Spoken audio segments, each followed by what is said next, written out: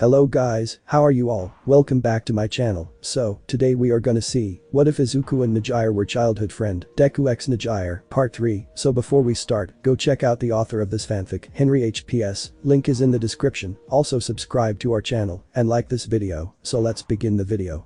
That shirt was hard to clean. After a couple of minutes of vicious wiping, the teenagers managed to get the condiment stain off the peerless hero shirt, which was almost looking brand new at this point. As they left the man's bathroom, they were surprised to see that the other two members of the group weren't around. "Where did they go?" asked Tamaki. "Don't know, we should look for them, something may have happened," exclaimed Mirio. "Then what are we waiting for?" And with that, they began looking around. After a minute or two of searching, Tamaki managed to find the duo and, happy with his discovery, called Mirio so the entire group could reunite at once. "Mirio, I found them." "Really? Sweet." The cartoon teen celebrated while running towards his best friend. Now sure that his friend was aware, Tamaki turned around once again, prepared to meet the pair sitting on the bench, but, as the duet entered his line of sight, he froze. Nejire was crying while her face held no expression at all. He couldn't hear what any of them were saying, but whatever it was, it had made her cry, and that made him angry.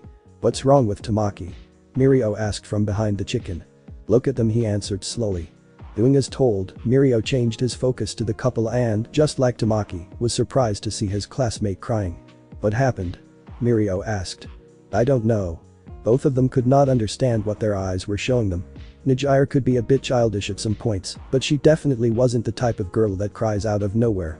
A million different possibilities were running inside the boys' minds as they tried to understand what was happening, but one of these possibilities just made everything worse. If Izuku did this to her, he doesn't know what's coming. Tamaki growled while transforming his left hand into a cow's foot and beginning to charge. "Wait!" Mirio yelled while grabbing his friend by the wrist, stopping his attempt of assault. "We don't know what happened, it may be something completely different. Let's watch them to see if we can get answers." "Okay, but if he did something to her," Tamaki growled once more. "I remember you," Nejire muttered while tears ran down from her sky blue eyes. "What do you mean? Why are you crying?" Izuku asked, afraid that he was the cause of the sudden teardrop. "How can I have forgotten our promise? How can I have forgotten something so important to me? How can I have forgotten how much I missed you?" Nejire continually asked herself, not stopping the waterworks at any second. "Please, Nejire, speak to me," Izuku begged, as he simply could not understand where the girl was heading to. "What do you mean with all of this? This girl you met, you told her your story, and she cried of pity, her parents took you home, she even gave you a kiss on the cheek, as a form of thanks for helping her," the brunette continued. Izuku got scared. Nejire was saying things that he had never said to anyone, and she was correct in all of them. How could this be? "How do you know all of this?" he asked hesitantly. "You're so dense it actually makes you cuter," she teased. With the waterworks intensifying, Nejire looked at Izuku's eyes and, with all courage she had, said the words that everyone has been waiting to hear. "Izuku, I'm the girl you made a promise with." As those few words escaped her tongue, Izuku's brain simply stopped. "Is it really you?" Receiving a quick nod as response, Izuku's eyes widened as his mind began to clear up, but, without giving the green-haired time to think, Nejire threw herself into the teen's arms and hugged him tightly, weeping in his chest while her tears stained the black shirt he was wearing. Izuku wasn't better either. As he returned her hug with one of his own, he also began to tear up as the realization that the person he has been searching for years was right there all this time, hugging him like her life depended on it. The only thing he could do right now was let the tears flow and smile. "I found you," he muttered softly. "It's been so long," she muttered in return. Tamaki and Mirio could only stare at the couple, seeing that now both teens were crying together for some unknown reason. All anger that Tamaki was feeling was replaced with confusion, and all confusion that Mirio was feeling was replaced with the biggest shit-eating grin he ever had. "I did it. I knew this would happen," not the crying, but it happened. The cartooning teen yelled in his mind while he held back the urge of screaming out of pure joy.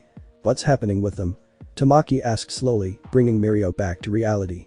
"I'm not sure, but I think we should leave them alone for a little while," the blonde exclaimed as he, once again, began dragging Tamaki away from the two. "Wait. What if?" "No ifs." As the couple calmed down, they slowly backed away and looked at each other, both had swollen eyes and wet cheeks. Instinctively, both Izuku and Nejire placed a hand on the other's face and cleaned the remains of the teardrops, passing their thumbs in the trails and effectively clearing them, and like that they stayed, staring at each other's eyes with soft smiles while their hands rested on their cheeks.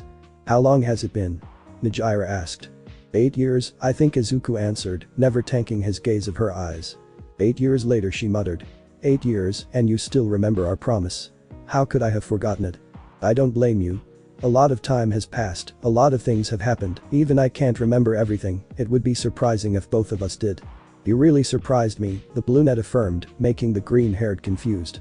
Anyone in your place would be mad, yet you're being kind to me. Izuku could only smile at the girl's words, which just proved her point and made her even more confused. Taking his hand off her face and grabbing her own hand, Izuku gave her an emotional gaze along with one of the gentlest smiles he ever had. After years of searching for the girl that made me continue chasing my dreams, how could I possibly be mad when I finally found her? Was all he said. Nejire was simply amazed. He really held no grudges towards her, even when he should. This made her really happy, but also. That was really cheesy, you know. She teased, causing the green-haired to blush. I guess it was. Silence filled the air as they continued to stare at one another, both assimilating every single detail of the other's face. Nejire counted his freckles and dazzled on the green of his eyes, while Izuku compared her eyes as to the prettiest of skies and appreciated the cute smile on her face. But another thing roamed in Nejire's mind in that moment. Hey, she called, getting his attention and breaking the silence while her face became redder than normal. Could you get a bit closer? Without hesitation, Izuku obeyed a request as he pushed himself closer to the brunette. What's the matter? He asked with a soft voice. What happened next caught him off guard, really off guard. Nejire moved closer and connected her lips with his, giving Izuku his first ever kiss, a real kiss. Since he never had a lot of contact with the opposite gender other than his mother, that is, he had no experience on what to do, he was completely lost, but as he looked at the brunette and saw how passionate she was, he simply went with the flow and let his emotions guide him. As he closed his eyes and appreciated the act, Izuku placed his arms around her waist and pulled her even closer, not breaking the bond at any moment. They stayed like this for a while before the necessity of air broke them apart and brought them back to reality. Nejire had a big deep blush in her face while she avoided eye contact, and Izuku was being Izuku. His brain simply shut down. His eyes were wide, his face was completely red, and he stuttered with every attempt of speaking while he stared at the girl in front of him. He failed before Nejire placed a finger on his lips, shutting him up. Thank you for keeping our promise. She said before pulling her finger away from his mouth, but he still held that embarrassed stare. Don't give me this look. It was my first one, okay? It was my first one too, he managed to say. But what did it mean? She simply smiled. Grabbing both of the green-haired hands, she looked deep in his eyes and said the words that she kept inside of her for years. It means I want you. Do you want me? It's kind of hard to explain with words, she started. But ever since we first met, I wanted to get closer to you, wanted to know what you liked and disliked, wanted to be by your side. As a kid I never really understood these feelings, but right now I can. Taking a deep breath, she let her feeling out of her chest. I love you, Izuku Midoriya. Would you like to be my boyfriend? And with those words, Izuku's brain imploded. He knew something similar would happen eventually, but he didn't expect to be like this, with all their bottled up emotions being unbottled in an instant. But the girl was waiting for a response, and he had to give her one. Putting all his embarrassment aside, Izuku looked at those beautiful eyes of hers and declared, yes, I do. And with their relationship officially declared, they pulled each other into another passionate kiss. In front of the man's bathroom, the peerless hero and the chicken, as they waited patiently for the couple to arrive from whatever they were doing. Are you sure it was a good idea to leave them alone like that? Tamaki asked, breaking the silence between them. It was. They seemed to be settling some personal matters. Mirio answered. But what if it wasn't like that? Just give them time, Tamaki, whatever it was, we'll get our answer sooner or later. We're back, Izuku yelled from afar. Talk about timing. As Mirio and Tamaki turned around to face them, they were surprised to see that the couple had, indeed, become a real couple as they walked together holding hands and with soft blushes in their faces. But while Tamaki was surprised to see them like this, Mirio tried to keep a normal posture as his OTP had just turned into a reality. So that's what happened. Tamaki exclaimed as he began to understand what those tears were. The couple didn't respond, they simply looked at each other and let their blushes intensify as the idea that they were being watched crossed their minds, but breaking the awkward moment, Mirio appeared behind the two, wrapping his arms around them and pulling them even closer than they were before. So when will the first date be? He teased, now wearing the same shit-eating grin that he had before. Nejire and Izuku didn't respond again since they stuttered with every attempt of doing so. Now I'm the to say this, the chicken grunted. Just let them enjoy themselves the way they want to. If you say so, Mirio said as he released the two and ran back to Tamaki's side. But I still get updates very frequently. He teased once more. Enough, Mirio. Let's just go back home before it gets darker than it already is. The chicken ordered as he swapped roles with Cartoon Teen and began pulling Mirio away from the couple, heading towards the train station where the group would, sadly, part ways. Ready to go? Nejire asked while looking at the boy who was now, officially, her first boyfriend. Whenever you are. Izuku answered his official first girlfriend. And together they made their way home, never releasing their hands at any second and appreciating the touch of the other. On the day after, school was back to normal. The students had their everyday classes and basic training had come back to the schedule, but as one as students were about to be released, Aizawa, who was completely covered in bandages because of the USJ invasion, had an announcement to make. The UA Sports Festival, most of the class shouted in unison. Yes, after the invasion that happened last week, the UA is in need to show the world that our security protocols are still trustworthy, and the festival is the perfect way to do so, Aizawa said from behind the bandages that covered his mouth. Being one of Japan's biggest events, the festival isn't something that can be cancelled because of a few villains. Not only that, but during the festival many pro-heroes, including the ones at the top, will be searching for possible disciples to pass their experience to. There is one every year, so all of you have 3 chances. If any of you aim to go solo one day, the festival is the biggest chance you'll ever get. And with that said, you're all dismissed. The mummy said as he left the room. With their homeroom teacher out of the classroom, the entire class began discussing the festival itself, or just chatted about how pumped they were about it, but, catching everyone off guard, Aizawa returned to the room. Izuku, you got visits. He exclaimed. From behind the door the big 3 jumped into view, which made the first years even more confused. Classes were already over and, aside from the festival, there weren't any special events to justify their coming, so why are they here? Izuku? Nejire called as she pulled the introvert into a tight hug. It's good to see you in Nejire. He exclaimed. Say, why are you here? Aizawa asked the other members of the trio. Mirio answered. Are you ready to go? Nejire asked her boyfriend. Sure. And with that, the couple left the room, leaving the rest of the class to wonder what the hell had just happened. Sorry if I'm being rude, but why are Izuku and Nejire suddenly so close to each other? Mina asked, unaware of what was about to happen. Izuku didn't tell you all. Tamaki asked, preparing to drop the bomb. They are dating. You could hear drinks being spilled in the distance, if there were any, that is. What? The entire class yelled in unison, no exceptions this time. How in the fucking hell did that nerd get a girlfriend? Katsuki shouted, holding back the urge to destroy the desk in front of him. Izuku is dating the prettiest girl in the entire school, Minoru, and Tamaki envied while shooting death glares at where the couple once were. Way to go, Izuku. Toru cheered, although it was hard to see. Looks like he has a romantic side after all.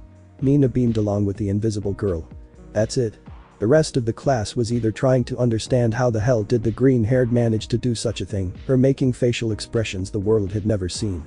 While Mirio laughed his ass off, and Aizawa watched the chaos unveil itself, Izuku and Nejire sweat dropped, and the class's screams could be heard in the distance. Looks like I'll have a lot of explaining to do tomorrow. Izuku groaned, afraid of what the future was reserving for him. Good luck. Nejire confirmed. On the next day after the big reveal about Izuku's relationship with Nejire, everything looked just fine. The skies were clear, the sun shined brightly, and you could hear birds singing their soft melodies from wherever you were. It was a nice day to say the least. But in the meantime, our beloved green-haired waited outside the train station, observing his surroundings while his girlfriend didn't show up, but, as the automatic door of the mentioned establishment slid open and the brunette jumped into view, a soft smile appeared in Izuku's face. Sorry for keeping you waiting. She apologized while a small embarrassed blush covered her cheeks. There's nothing to be sorry about. Izuku comforted me. For a boy that apologizes for almost anything, hearing the introvert saying those words felt weird. But it's not like it matters since Nejire simply shrugged. Extending a hand to his girlfriend, Izuku smiled and said the words that he would say almost every day from now on. You're ready to go? With a quick nod, Nejire grabbed the boy's hand and, together, began their way to the hero school, chatting about random thing in their route. And one of those topics require our attention. And that's how I discovered that I could use my quirk to fly. Nejire finished her story, leaving the green-haired in awe. Really? That's amazing. I know, right? Looks like my endless curiosity can bring good things after all. She exclaimed, but then, a certain thought crossed her mind. That reminds me, she started. When we were younger, you told me you were quirkless, but now you have this amazing strength-enhancing quirk. Could you explain to me why? He paused. He wasn't expecting this kind of question to come out of nowhere, and he couldn't tell her about One for All either. He had to think of something quickly. I was a late bloomer. He lied. A late bloomer? How so? She asked once again, letting her curiosity take the best of her. Do you remember when I said that my quirk damages my body when I overuse it? He asked, and after receiving a nod, continued. Well, turns out my quirk didn't manifest itself until my body was able to endure the kickbacks it would bring. That was when I started training to take QA's entrance exam. Nejire's eyes widened. So you're saying that you only had access to your own quirk since last year? That's insane. I know. But seeing how powerful it is, I'm kind of glad that happened. If I use its full power today, I can easily shatter my bones. Imagine what would happen if I used it when I was 4 years old. She'd rather not imagine it. Pulling her boyfriend closer, Nejire looked at him deep in his eyes and let her tongue run loose. If it means that I can be with you today, then I'm happy it happened. She beamed, pulling the green-haired closer. She had no idea what kind of things Izuku had to go through, but he knew how she felt about it, so he answered her statement with a warm smile, and with that nice feeling of silence between the two, they reached the hero course's gates.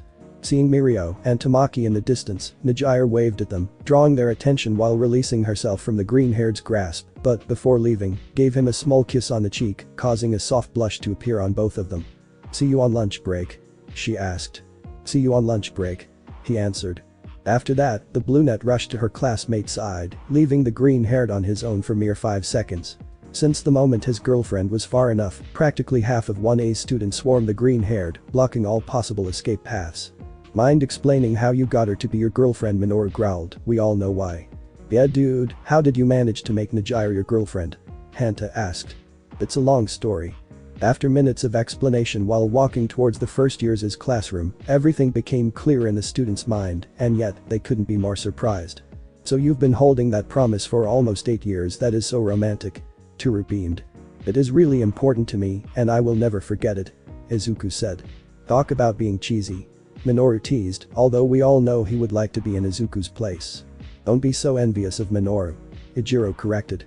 But I gotta give it to you, holding something like this for so long is manly as hell. What exactly is manliness to you? Izuku asked a question everyone wanted to know. One day I'll tell you. Alright, no more chit-chats. Aizawa exclaimed as he entered the classroom and interrupted the students' conversation. Finally leaving the green-haired alone, the rest of the students rushed to their respective desks and pulled out their books and pencil cases, prepared for whatever their homeroom teacher was holding for them. As all of you are aware, the festival will begin in a couple of weeks, which means the time you have to prepare is short therefore, and due to All Might's suggestion, you'll have classes focused on making sure your results at the festival are, at least, decent, the mummy explained. You'll still have normal classes like maths or literature, but your hero basic training will be focused on your developing techniques and overall tactics, so you better be ready, because it will not be a walk in the park. Suddenly, Tenya raised his hand. I'm sorry to interrupt, but isn't this practice driven from favoritism and preferences? Aizawa sighed. On the contrary, this idea isn't only for our class. All of UA courses, hero, support, general studies, you name it, will have classes focused on the festival. Our focus isn't making certain parts stronger, it is to make everyone capable of drawing the attention of the pros or whatever they are aiming to. But enough of me, come in present Mick. The erasure hero called. Who's ready to have English classes? The pro shouted. Once all students were at the dining hall, Izuku, with his lunch in hands, searched for the brunette so they could eat together like they promised, but she was being awfully hard to find until. DST, over here. Someone called. Turning around, the introvert saw Mirio calling him from a corner, trying to be as discreet as possible. Following his lead, Izuku approached the peerless hero who immediately wrapped his arm around the introvert's neck, pulling him closer and almost making him lose his free food. So, how does it feel to date one of the top students? Miro teased. It's nice, but I'm not with her because of that. Izuku exclaimed, giving the cartoon teen a half-embarrassed, half-angry look. I know, but teasing with you is just as fun as teasing with Tamaki. So you just called me for that? Of course not. Mirio defended himself. I called you to tell you that Nejire is waiting for you on a table outside. Why is she there? Izuku asked, confused with the girl's decision. No idea. Maybe she wants to do some fluffy stuff. He teased while wiggling his eyebrows. What's that supposed to mean? Izuku exclaimed with an enormous blush on his cheeks. See? It's really fun to tease ya. Anyway, thanks for telling me where she is.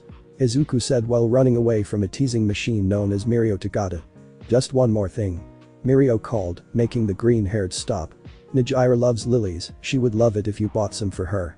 He suggested. Looking at the senior from over his shoulder, Izuku smiled at the new discovery while continuing to walk towards the mentioned girl. "I'll sure do," the green-haired said. Reaching to a more open area of the dining hall, Izuku spotted his girlfriend sitting at a table at the corner of the room, practically out of everyone's sight. Rushing towards her, the introvert placed his plate on the table and greeted, receiving another one in return, still. "Why did you pick such a hidden place?" he asked. Well, she sweat dropped, looking behind the green-haired and getting his attention. Looking over his shoulder, Izuku noticed that practically half of the boys at the room were shooting death glares at him, even Minoru was among them. This made the one-for-all wielder shiver, knowing that all this attention was focused solely on him. Being one of the top students can have its disadvantages, especially when many desire you, Nejire explained. It was the hard and cold truth, Nejire was the crush of many boys that attended the school due to her beauty, status, and overall nature, so once the idea that she had a boyfriend spread, there would be hundreds throwing curses at whomever got such desired title.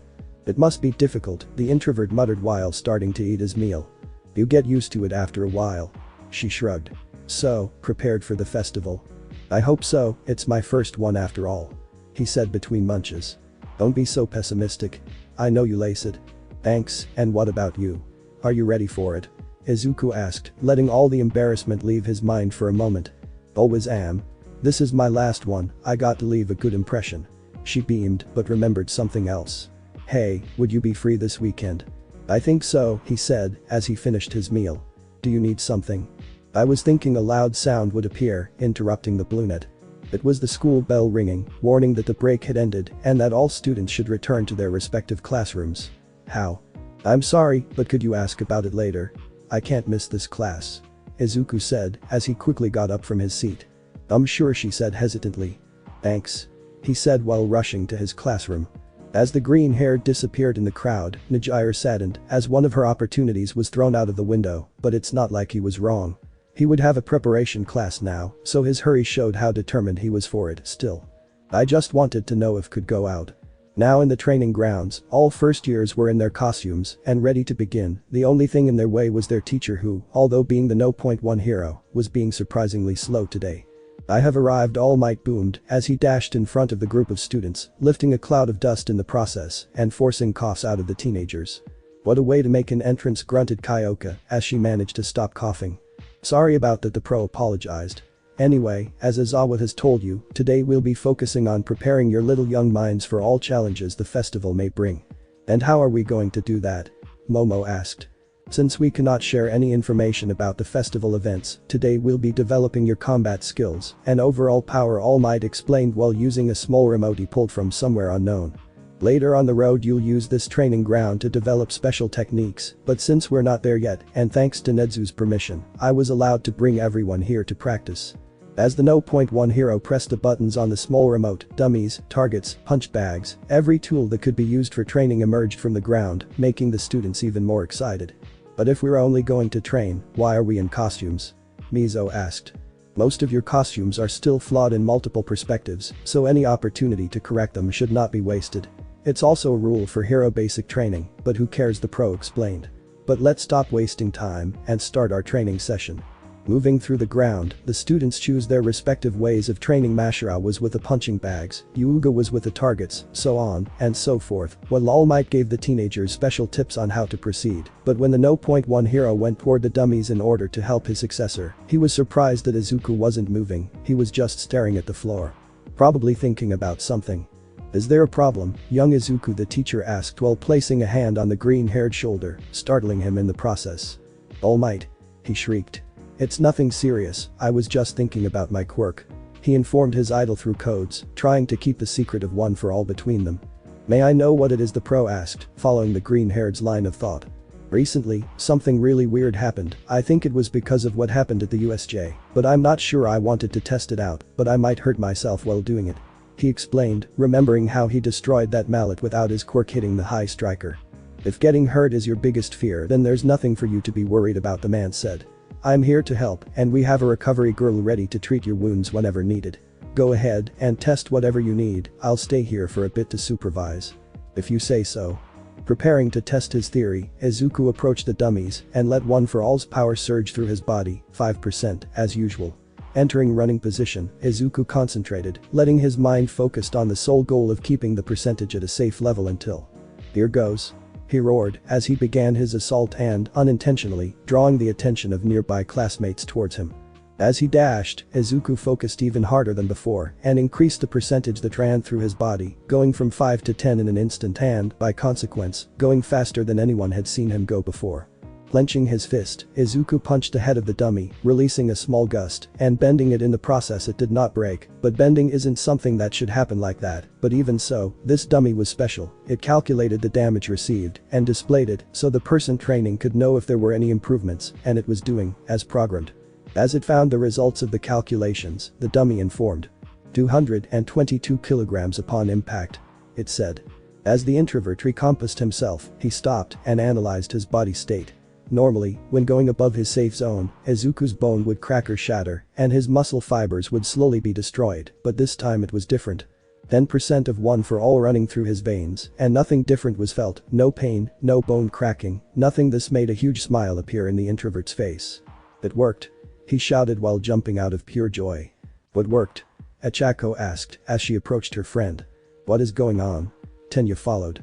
I've improved, I can use more power without harming myself now. Izuku explained, making a smile appear on his friends' faces. Really, that's great. Exclaimed Tenya, happy for his friend's discovery. Could you explain how you found that out? All Might asked, meddling in the teenager's conversation for reasons we already know. Normally when you tear a muscle fiber, it regenerates, getting bigger and stronger than it was before. He began. We already know that, but how does it affect your quirk? Achako asked bluntly. Well, after what happened at the USJ, my entire body was forced to regenerate, therefore all my muscles got stronger. I also noticed that I did earn more strength in these last few days, since my quirk's power limit is defined by how my muscles resistance. My theory was that my limit got higher, and I was right. He screamed that last part. That's an amazing, young Izuku, said All Might, celebrating along with his successor. That means you'll have more power to use at the festival. Those are some great news. I know, but I still need to get used to this sudden power-up. The introvert pointed out. Then what are you waiting for? Tenya exclaimed. Come train with us. Yeah.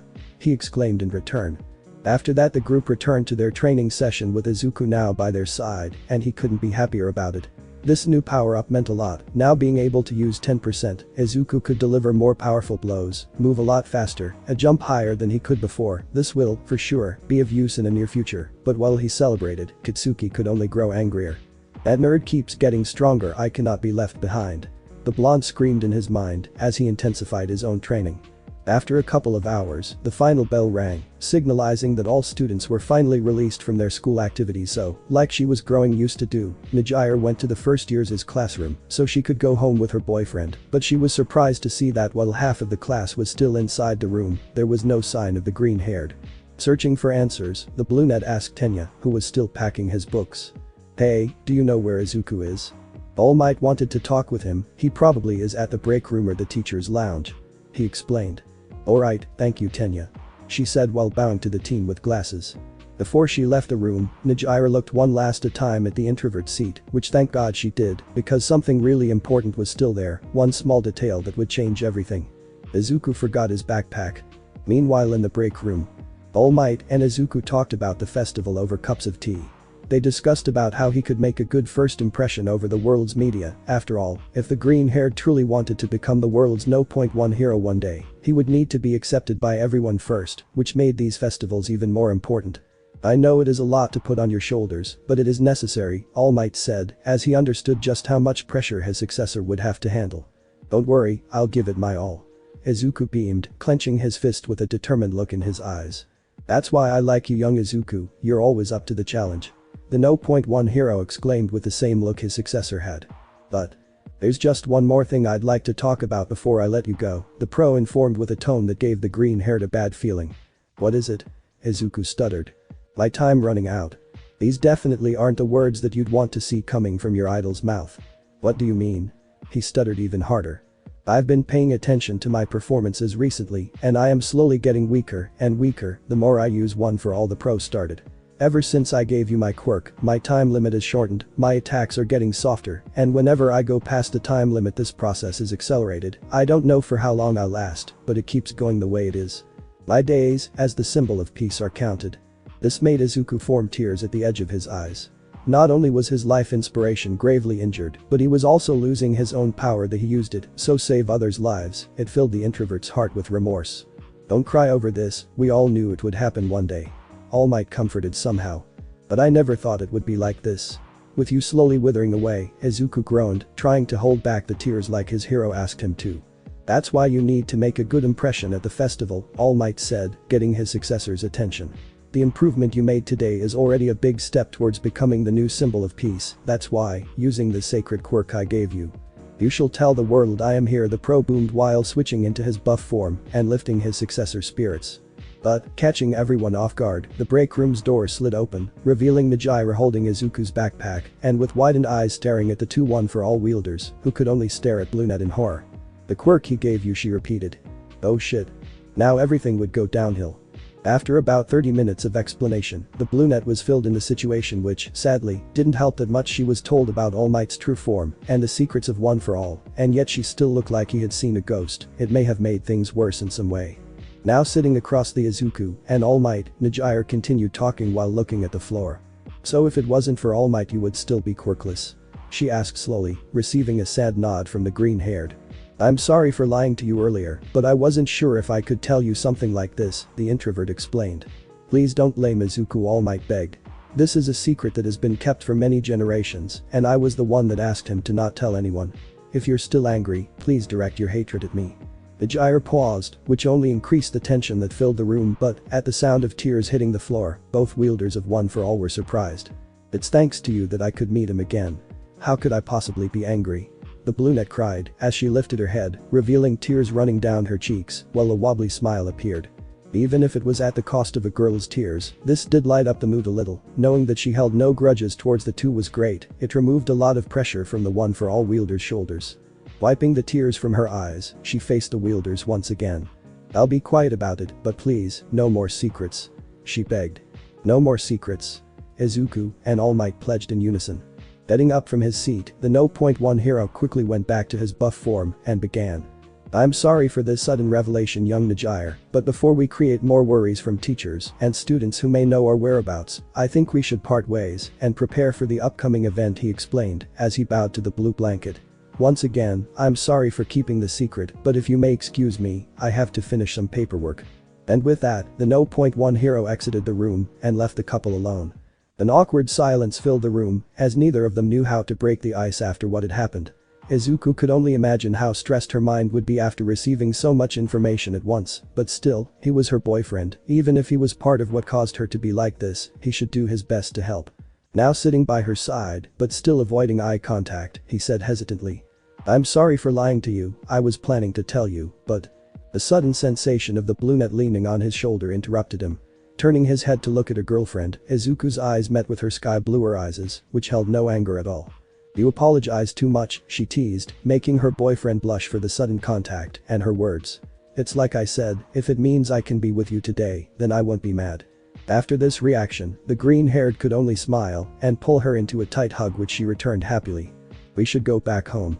Our parents are going to get worried, she affirmed. What are we waiting for then? He returned. With everything settled between the two, they packed their belongings and left the school together with no more tension between them. Then was time. Heroes from all over the country gathered around the stadium, the media swarmed anyone who may hold valuable information about the event, and the students stayed in preparations rooms. You already know what it means. Gather around, mass media. It's time once again to see the high schoolers you know and love show their youth its UA's Sportas Festival, President Mick shouted. Are you ready? All first-year classes entered the stadium, while President Mick introduced them to the public, although he wasn't doing a good job on remaining impartial, as the hero course's introduction seemed more like an overall compliment than an introduction itself, but who cares, am I right? Well, the other courses cared, as they could only stare and envy the hero course students, while President Mick carried on his impartial speech. But not wasting time, Midnight, the rated hero and first-year presenter, appeared on a small stage in the middle of the stadium, beginning with the festival's program. Okay everyone, let's stop wasting time and start this party. The pro beamed while shaking her Fogger-style whip. And to do so, I called Katsuki Bakugo to the stage for the athlete's oath. Although all of one student's sweat dropped at the idea of the explosive teen doing the speech, the blonde did, as told, climbing up the stage and staying in front of the microphone while he stared at his possible targets. "I just wanted to say," he started. "I'm going to win." Immediately rage-filled screams could be heard coming for all students, expect the ones from the hero course, since they were already expecting something like that, and although the explosive teen simply shrugged at the rage he was receiving, Izuku had understood what that statement was supposed to be. He's pushing himself, telling himself he can't lose anymore. Well, after such heartwarming speech, let's begin the first event, which will be midnight, exclaimed, directing everyone's attention towards the giant monitor behind her, as words appeared in it, revealing what the event would be. An obstacle race. She beamed as the word appeared. "It is very simple," she stated while the image at the monitor changed according to the explanation. "Every member of all 11 classes will run a 4-kilometer lap around the stadium, passing through multiple obstacles while doing it. There are no restrictions other than hurting another competitor or leaving the course, so quirk use is completely allowed. Now. Ready?" All students entered in position. Set. All students thought on what to do. Go. All students rushed towards the gates as fast as they could. They filled the passage in an instant, all of them wanting to obtain an early advantage, but what they didn't know is that the gate itself was the first challenge of the race. Well, most of them didn't. While the majority of the students got stuck due to the lack of space, a couple of them were smart enough to predict the holdup and act around it, one of them being our beloved green hair who didn't even leave his position, standing behind the crowd. "I've watched enough festivals to know this," he thought while letting one for all run through his veins. With a mighty jump, Izuku flew above the crowd and began jumping back and forth on the tunnel's walls, quickly passing through the obstacle without breaking a sweat. But he wasn't alone. Following his lead, Kitsuki flew through the tunnel with various explosions, managing to catch up with the introvert in a matter of moments. "Come back here and give me first place," he shouted, sending shivers through Izuku's body. In another instant, a blast of ice could be seen covering the gates, freezing any students unfortunate enough to be caught by it, while the 1A's heterochromic student ran towards the leaders. "I'm not going to be left behind," he exclaimed. "Amazing, the top 3 students from the hero course are already at the lead present," Mick shouted, earning a massive cheer from the crowd. "But that lead won't last for too long." Looking over his shoulder, the 3 leaders noticed that, indeed, the other students were catching up to them, proving that the ice blast only served to slow them down. "Your little trick won't hold us back," Ijiro yelled, as his hardening allowed him to crush the ice on his path. Following the red-haired, almost every student that was once frozen managed to pass through the tunnel and start their chase to the top. "Everyone is catching up, I must remain in first," Izuku thought as he focused himself on the race. "It's time to bring back some memories." "Face the fist obstacle, the Robo Inferno," the pro shouted once again as the racers reached the mentioned obstacle. Multiple robots from the entrance exam appeared in the road, ranging from 0 to 3 pointers, blocking their path and attacking anything that got too close. But being a robot meant having to follow a program, not being able to think rationally and act accordingly to the situation, therefore, they could be exploited. Izuku dashed through them, dodging any attack the robots delivered. Shoto froze any machine that crossed his path, and Kitsuki flew over them all, destroying anything he could reach. Overall, the 3 leaders kept their lead. The only change was that Kitsuki and Shoto were side by side, while Izuku managed to stay a couple of meters away from them. Looking over his shoulder once again, Izuku noticed that not only he remained in first, but everyone was on his tail, including 2 extremely experienced quirk users. This couldn't be more terrifying. "I got to concentrate." He motivated himself. "I'm doing well, I just can't let my guard." At the sensation of stepping into the nothingness, Izuku tripped and held himself on the edge of the cliff. "Oh no, looks like our first place was so distracted that he didn't notice the second obstacle," the big full present Mick teased while announcing the next stage of the race. Looking below his feet, I noticed that indeed, the fall was really big. The abyss went so deep that it was near impossible to see the bottom of it. This alone was enough to send chills in the green-haired spine. "Calm down, power loader," Izuku muttered under his breath, but the sound of explosions coming from above caught his attention. "Thanks for first place, Deku," Kitsuki mocked as he flew over the pit with Shoto right behind him, creating ice paths that broke once he crossed them. "Oh no, they're passing me," Izuku said as he activated One for All and jumped back onto safe ground, but for his disbelief, his assumption was right. Looking at the platforms in front of him, Izuku saw multiple students ahead of him. 20th, 30th, maybe 40th. In these few moments his placement had already gone down in dozens. No one was messing around, and neither would he. Entering in position, Izuku jumped from a platform to another, quickly crossing the obstacle and recovering his ranking, but as reached the other side, Izuku saw just how big the gap had become. It's time for the third and last obstacle of the course. You better watch your step because this is a minefield, President Mick announced while explosions happened in the background. In the distance, Izuku could see Katsuki and Shoto walking side by side, moving slowly and trying to not trigger any explosive, while closer to him were other competitors trying to do the same, but causing some explosions here and there. This was really bad for the introvert, he needed to get to the other side quickly, but these mine activated once stepped on, therefore he couldn't just rush through with one for all. At least, that was what he thought. While thinking on a way to reach the two quickly, Izuku unintentionally paid attention to the sound of the mine being detonated. Click. Boom. Once again. Click. Boom. There was a small gap between each explosion, it was really small, but it was something. Can I do this? He asked himself. This idea was stupid, dangerous, and would hurt, but he had to try. Pumping 10% through his veins, Izuku entered position and began his sprint through the minefield, but, just like he thought, he was faster than their reaction. Detonating all bombs he passed over, Izuku was almost literally killing two birds with one stone, because at the same time he shortened the distance between him, Katsuki, and Shoto. He was also creating time for himself, as he managed to get other competitors off guard and knock them off balance. As stupid as it was working. Looks like Izuku Midoriya down to care if there are mines in the path, he's just through it like a madman. In matters of instance, Izuku was already in the leader's tail with a chain of explosions of his own. Noticing the green-haired's presence, both Katsuki and Shoto turned around and tried to counter-attack his assault. Stay behind me. Katsuki shouted, releasing a blast from his palm. You won't pass. Shoto said coldly as he raised an ice wall to force Izuku to deal with the explosions behind him. But for the leader's misery, their attacks cancelled each other. Shoto's ice wall entered in the path of Katsuki's blast and endured the hit for the green-haired, falling apart and nullifying both assault attempts. This was the perfect opportunity for Izuku. Passing between the two, the introvert managed to recover his lead and throw Katsuki and Shoto behind once again, grading him a couple of extra seconds before they began to chase him at full speed. With a huge splash, Izuku Midoriya, the madman himself, manages to take first place from under the hero course's top student's claws. Unbelievable. I'm going to kill you, Deku. Katsuki roared while using explosions to propel him forward. I won't lose so easily. Shoto exclaimed as he created an ice path and skated over it. The trio ran as fast as they could towards the stadium. Sparks, explosions, and forming ice could be heard echoing through the tunnel. This was Who Am I Kidding? We already know who won.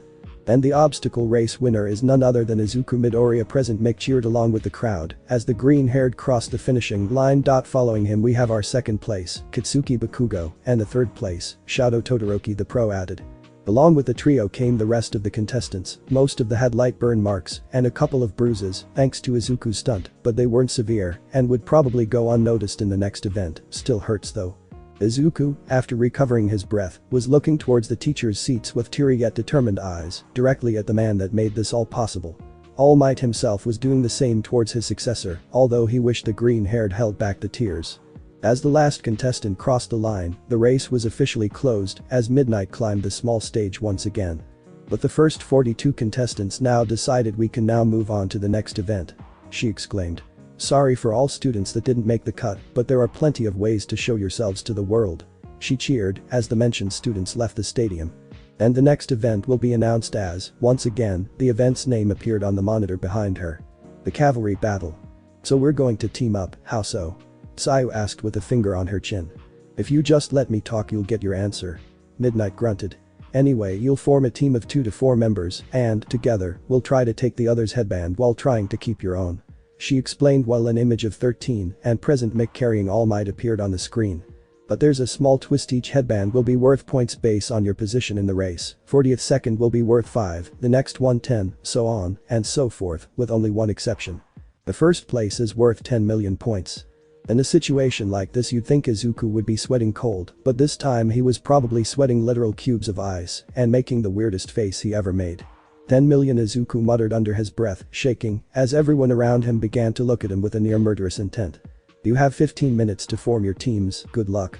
As Midnight left the stage, utter chaos filled the stadium as the students began to move around and form their teams while Izuku was left behind as everyone literally moved away from him.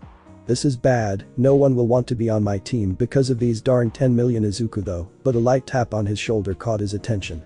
Turning around, the green-haired saw Chako looking at him with her usual big and cute smile. Hey Deku, wanting to team up with she tried to ask, but the sudden burst of years coming from the introvert stopped her mid-sentence and forced her to cover her face. Thank you so much.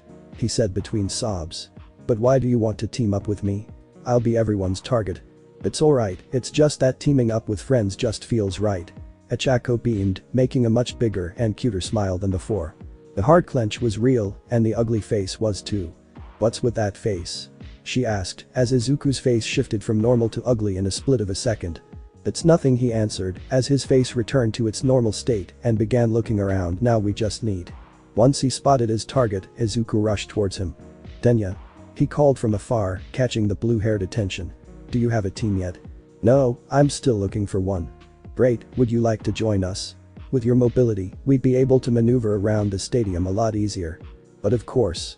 Tenya beamed. I was already planning on joining you anyway. You seem to always have a plan, and I'd be more than happy to work along with a dear comrade. That's amazing. Chako celebrated.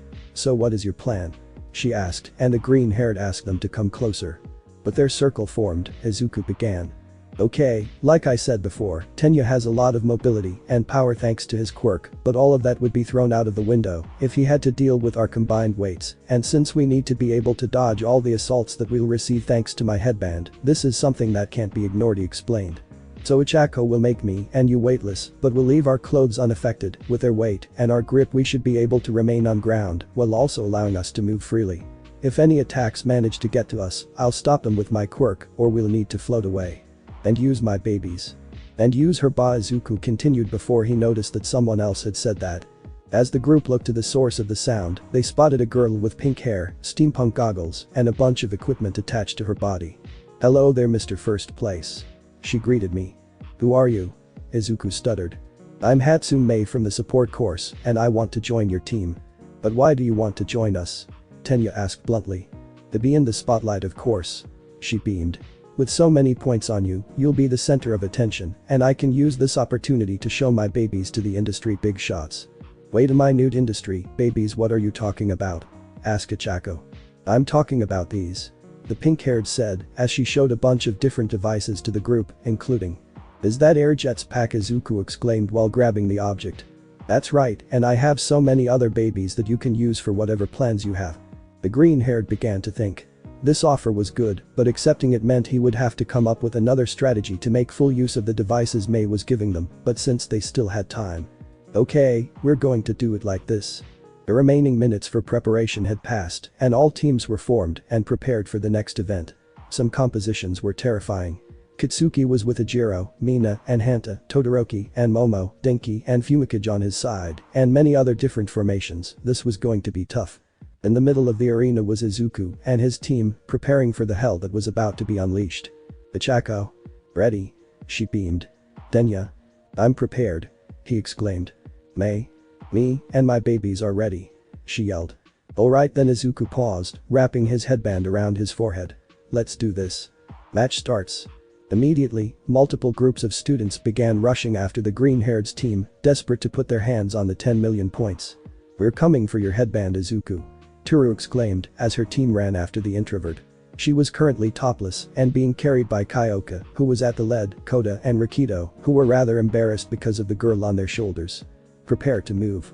Izuku announced. Not going to happen. Yelled a boy with pale skin and exposed teeth. Suddenly the ground below the green-haired's feet began to soften, causing Tenya to sink, but, to everyone's surprise, the rest of the group were fine and hovering above the ground thanks to the boots in their feet. Damn support class. The pale boy grunted. Let's go. Izuku yelled. But the signal given, Tenya activated his engines and pulled himself and his team out of the trap, taking them away from the attackers. See how my babies are useful? May beamed. They truly are, but this plan wouldn't have worked if Chako wasn't with us as well. Tenya pointed out. That's right, if we weren't weightless we would not be able to use your boots to hover and let Tenya move.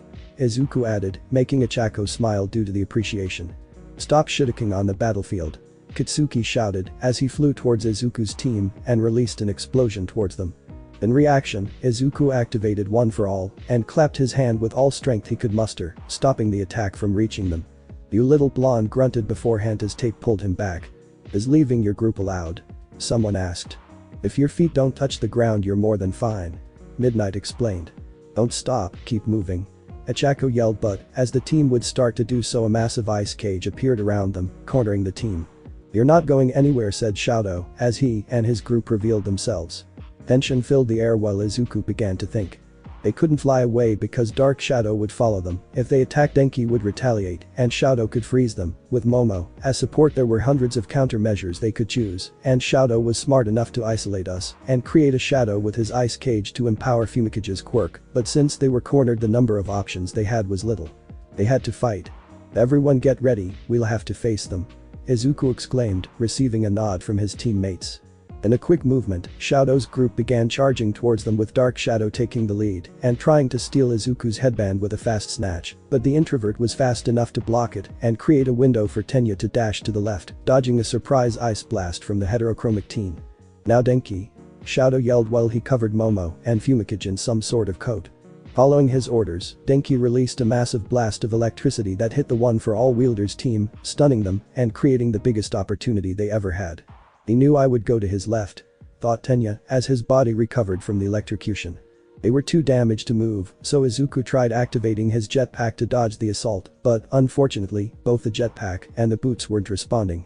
The shock must have fried their system, he supposed. Changing plans, Izuku activated his quirk and attempted to block their attack, but the electricity was still running through his body and his vision remained blurry. It was impossible. Feeling a swift touch in his forehead, Izuku understood what that meant. Amazingly, Team Shoto managed to steal 10 million points. Present Mick announced, only increasing the green-haired's despair.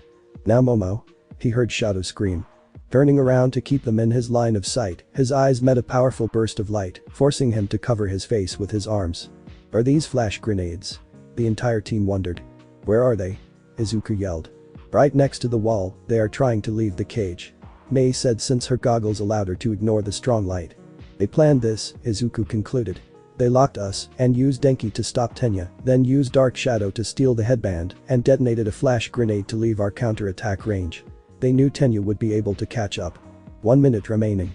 As they flash faded and their vision returned to normal, they saw Fumicage striking the ice cage and creating a hole on it, allowing the team to pass through.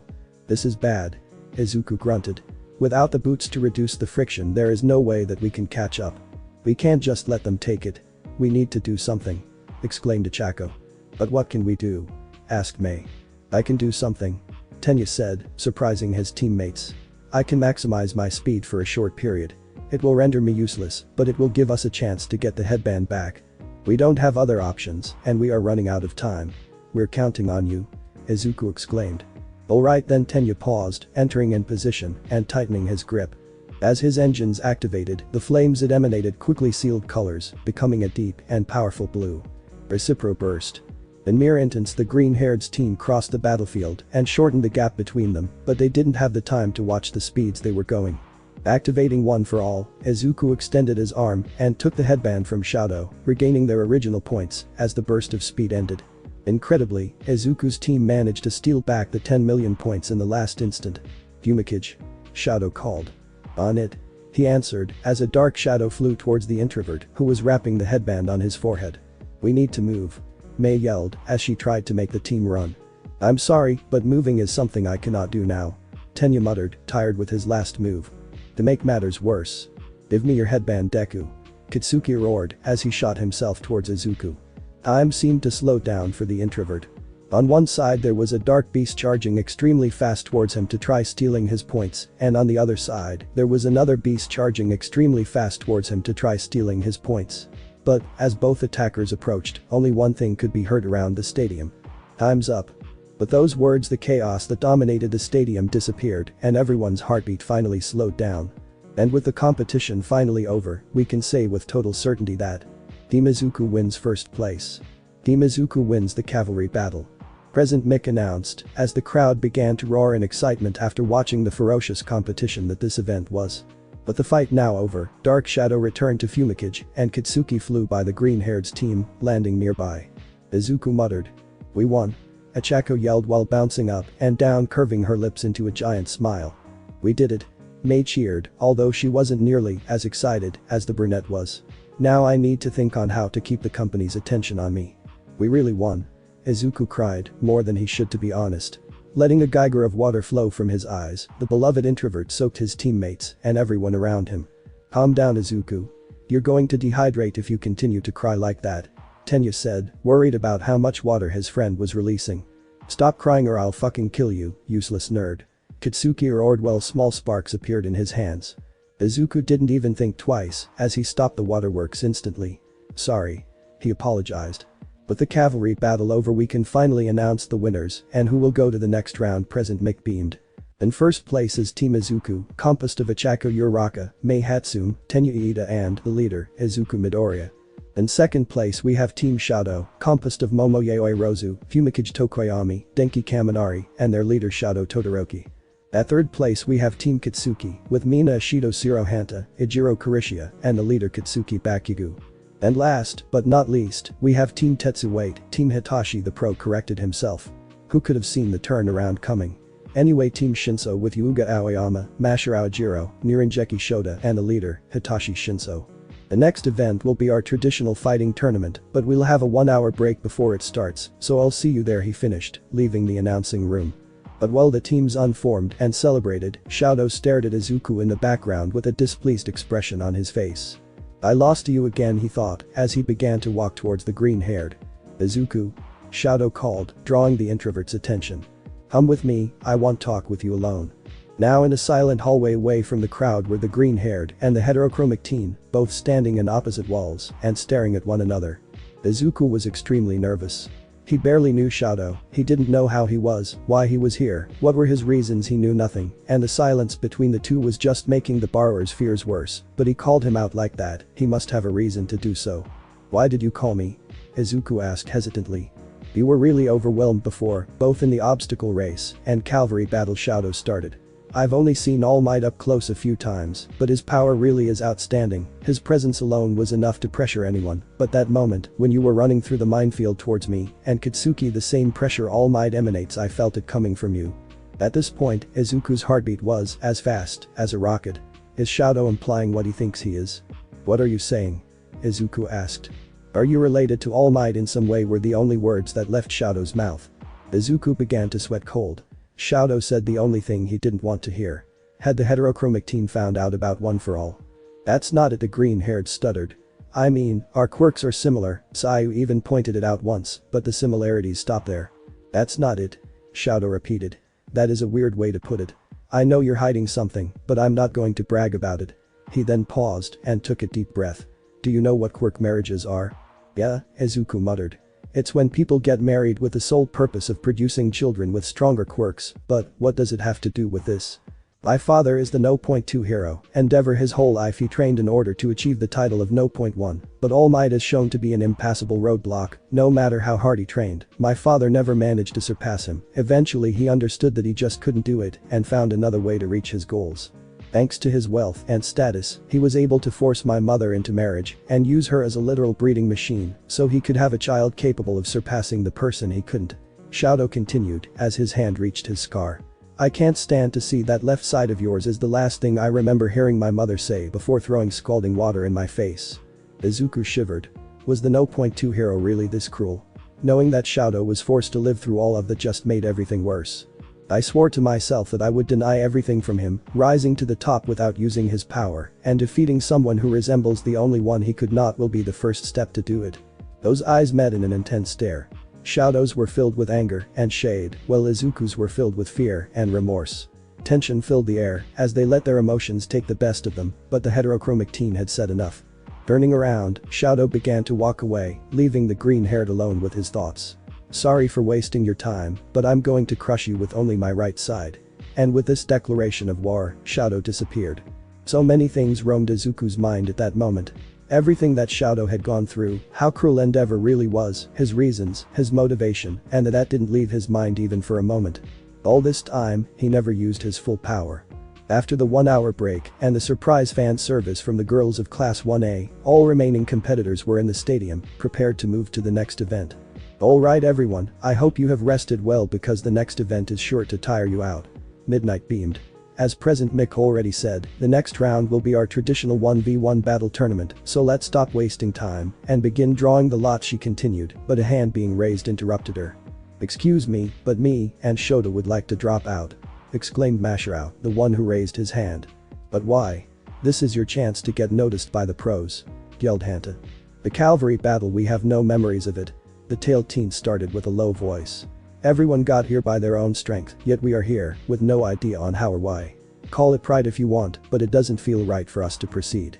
I know how it must feel, there is no reason to be ashamed of it, Midnight comforted. If that's the case, then Mashirao and Shoto have officially withdrawn from the tournament, so let's decide who will replace them. After a small discussion and a couple of tears, it was decided that Tetsu and Ibara would fill the empty spots, and with that decided, the tournament matches were formed. 1. Izuku vs Hitachi. 2. Shoto vs Hanta. 3. Tenya vs Mei. 4. Ibara vs Denki. 5. Mina vs Hyuga. 6. Fumikage vs Momo. 7. Ijiro vs Tetsu. 8. Kitsuki vs Ochako. With everything settled, all students were released and headed to the prep rooms so they could make plans for their fights, just like Izuku was. The green-haired man was sitting on a chair in the middle of the room, leaning on the table in front of him as he tried to come up with a plan. Think Izuku, he thought. I know nothing about Hitachi's quirk and I didn't pay attention to anyone around me during the other events. What can I do against someone I have no information about?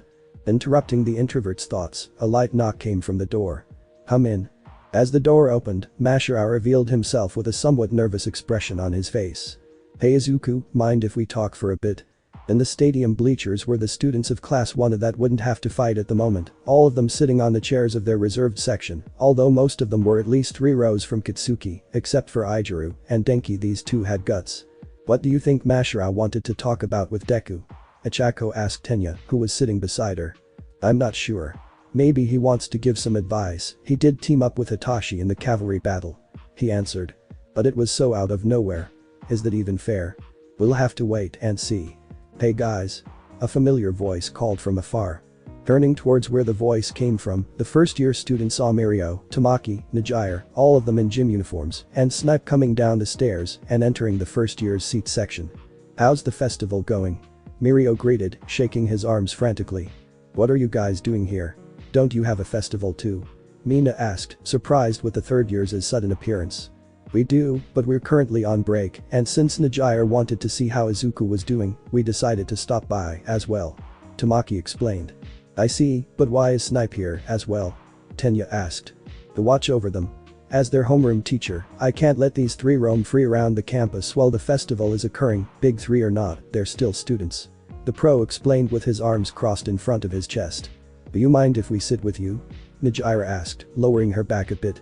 Of course not, make yourself comfortable. Ochako answered, smiling. Taking a seat in the front row and next to Ochako and Tenya, the third years settled themselves, looking around the stadium while doing so. What's happening now? Nejire asked, looking at the 2 first years beside her. We're preparing for the battle tournament. Tenya replied. You're already at the tournament? That's really cool, we just finished our second event. Tamaki exclaimed, surprised by how quick they were. Really, what did you guys do? Ochako wondered. Well, we had. Wait, it's about to start. Mina beamed, interrupting the dark-haired. Welcome back everyone to the first round of the 1v1 battle tournament, President Mick announced, making the crowd cheer.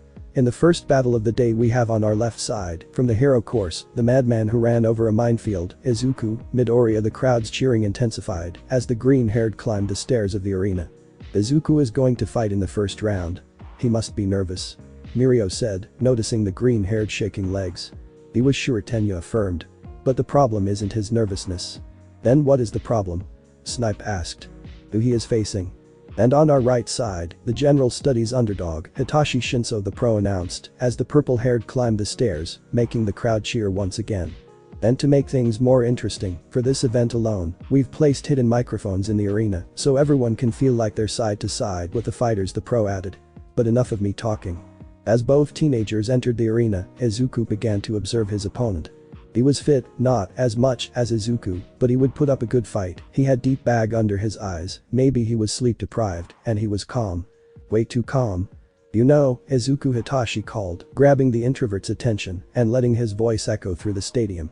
That Monkewa was babbling about his pride. He must be a real idiot to throw an opportunity like this away. Izuku's blood ran cold. This guy forced his friend to do his biddings and is insulting him for following his ideals. Letting one for all run through his veins, Izuku charged at his opponent with clear anger in his face. What did you say about Mashirao? He shouted, but, as Hitachi smirked, Izuku felt the control of his body fading away. Victory is mine. Hitachi muttered, as the green-haired stopped a few feet away from him, completely frozen. What's happening? Izuku was charging at full speed and suddenly stopped. What's going on? Why did Izuku stop? Nejire asked, worried about her boyfriend. It's that guy's quirk, Mashirao answered, grabbing everyone's attention. I warned him, but he fell for it. Hold on, what is his quirk? Fumikage asked. If you say anything to him, he can take control over your body, the tailed teen answered, sending shivers through everyone's spines. He used me in the cavalry battle, so I tried to warn Izuku, but Hitachi got him anyway. It is over. Is there any way to break the control? Mirio asked. Something must hit him hard enough to snap him out of it, but with the way things are. Oh no, Chaco mourned. Nejire began to shake. She knew how much her boyfriend had dedicated himself to the festival. Would all that time and effort be thrown off the window because he tried to defend a classmate? Come on, Izuku, snap out of it, I know you can. She yelled in her mind, struggling not to say it out loud. Now then, Hitachi started. Turn around and walk out of bound like a good little hero. He ordered and mocked. And just like that, Izuku obeyed. Turning around, Izuku began to walk slowly, heading towards the tunnel he came out of minutes ago. Although Izuku's body seemed almost lifeless, his mind was a completely different story. He could still think and see, but his vision was blurry and twisted, and his body would not follow any of his commands. All he could do was watch his body slowly move towards his defeat. Wake up, Izuku. Wake up. He struggled. You need to get back to normal, you can't lose like this. His efforts were useless. His body continued to move forward like a machine and stare at the darkness of the tunnel, but there was something strange inside of it. There were various silhouettes covered by the shadows of tunnel with only their eyes shining over it. All of them were whispering something he could no comprehend, but all of them looked encourage him and, for his surprise, one of them moved. Stepping out of the shadows, one of the silhouettes revealed its appearance. It was a beautiful woman with dark eyes, black shoulder-length hair with some of it tied into a small ponytail, and a cute mole under her mouth. She was wearing a sleeveless black jumpsuit, thick yellow gloves and boots, a long white cape, and a golden belt formed of a shorter red cape.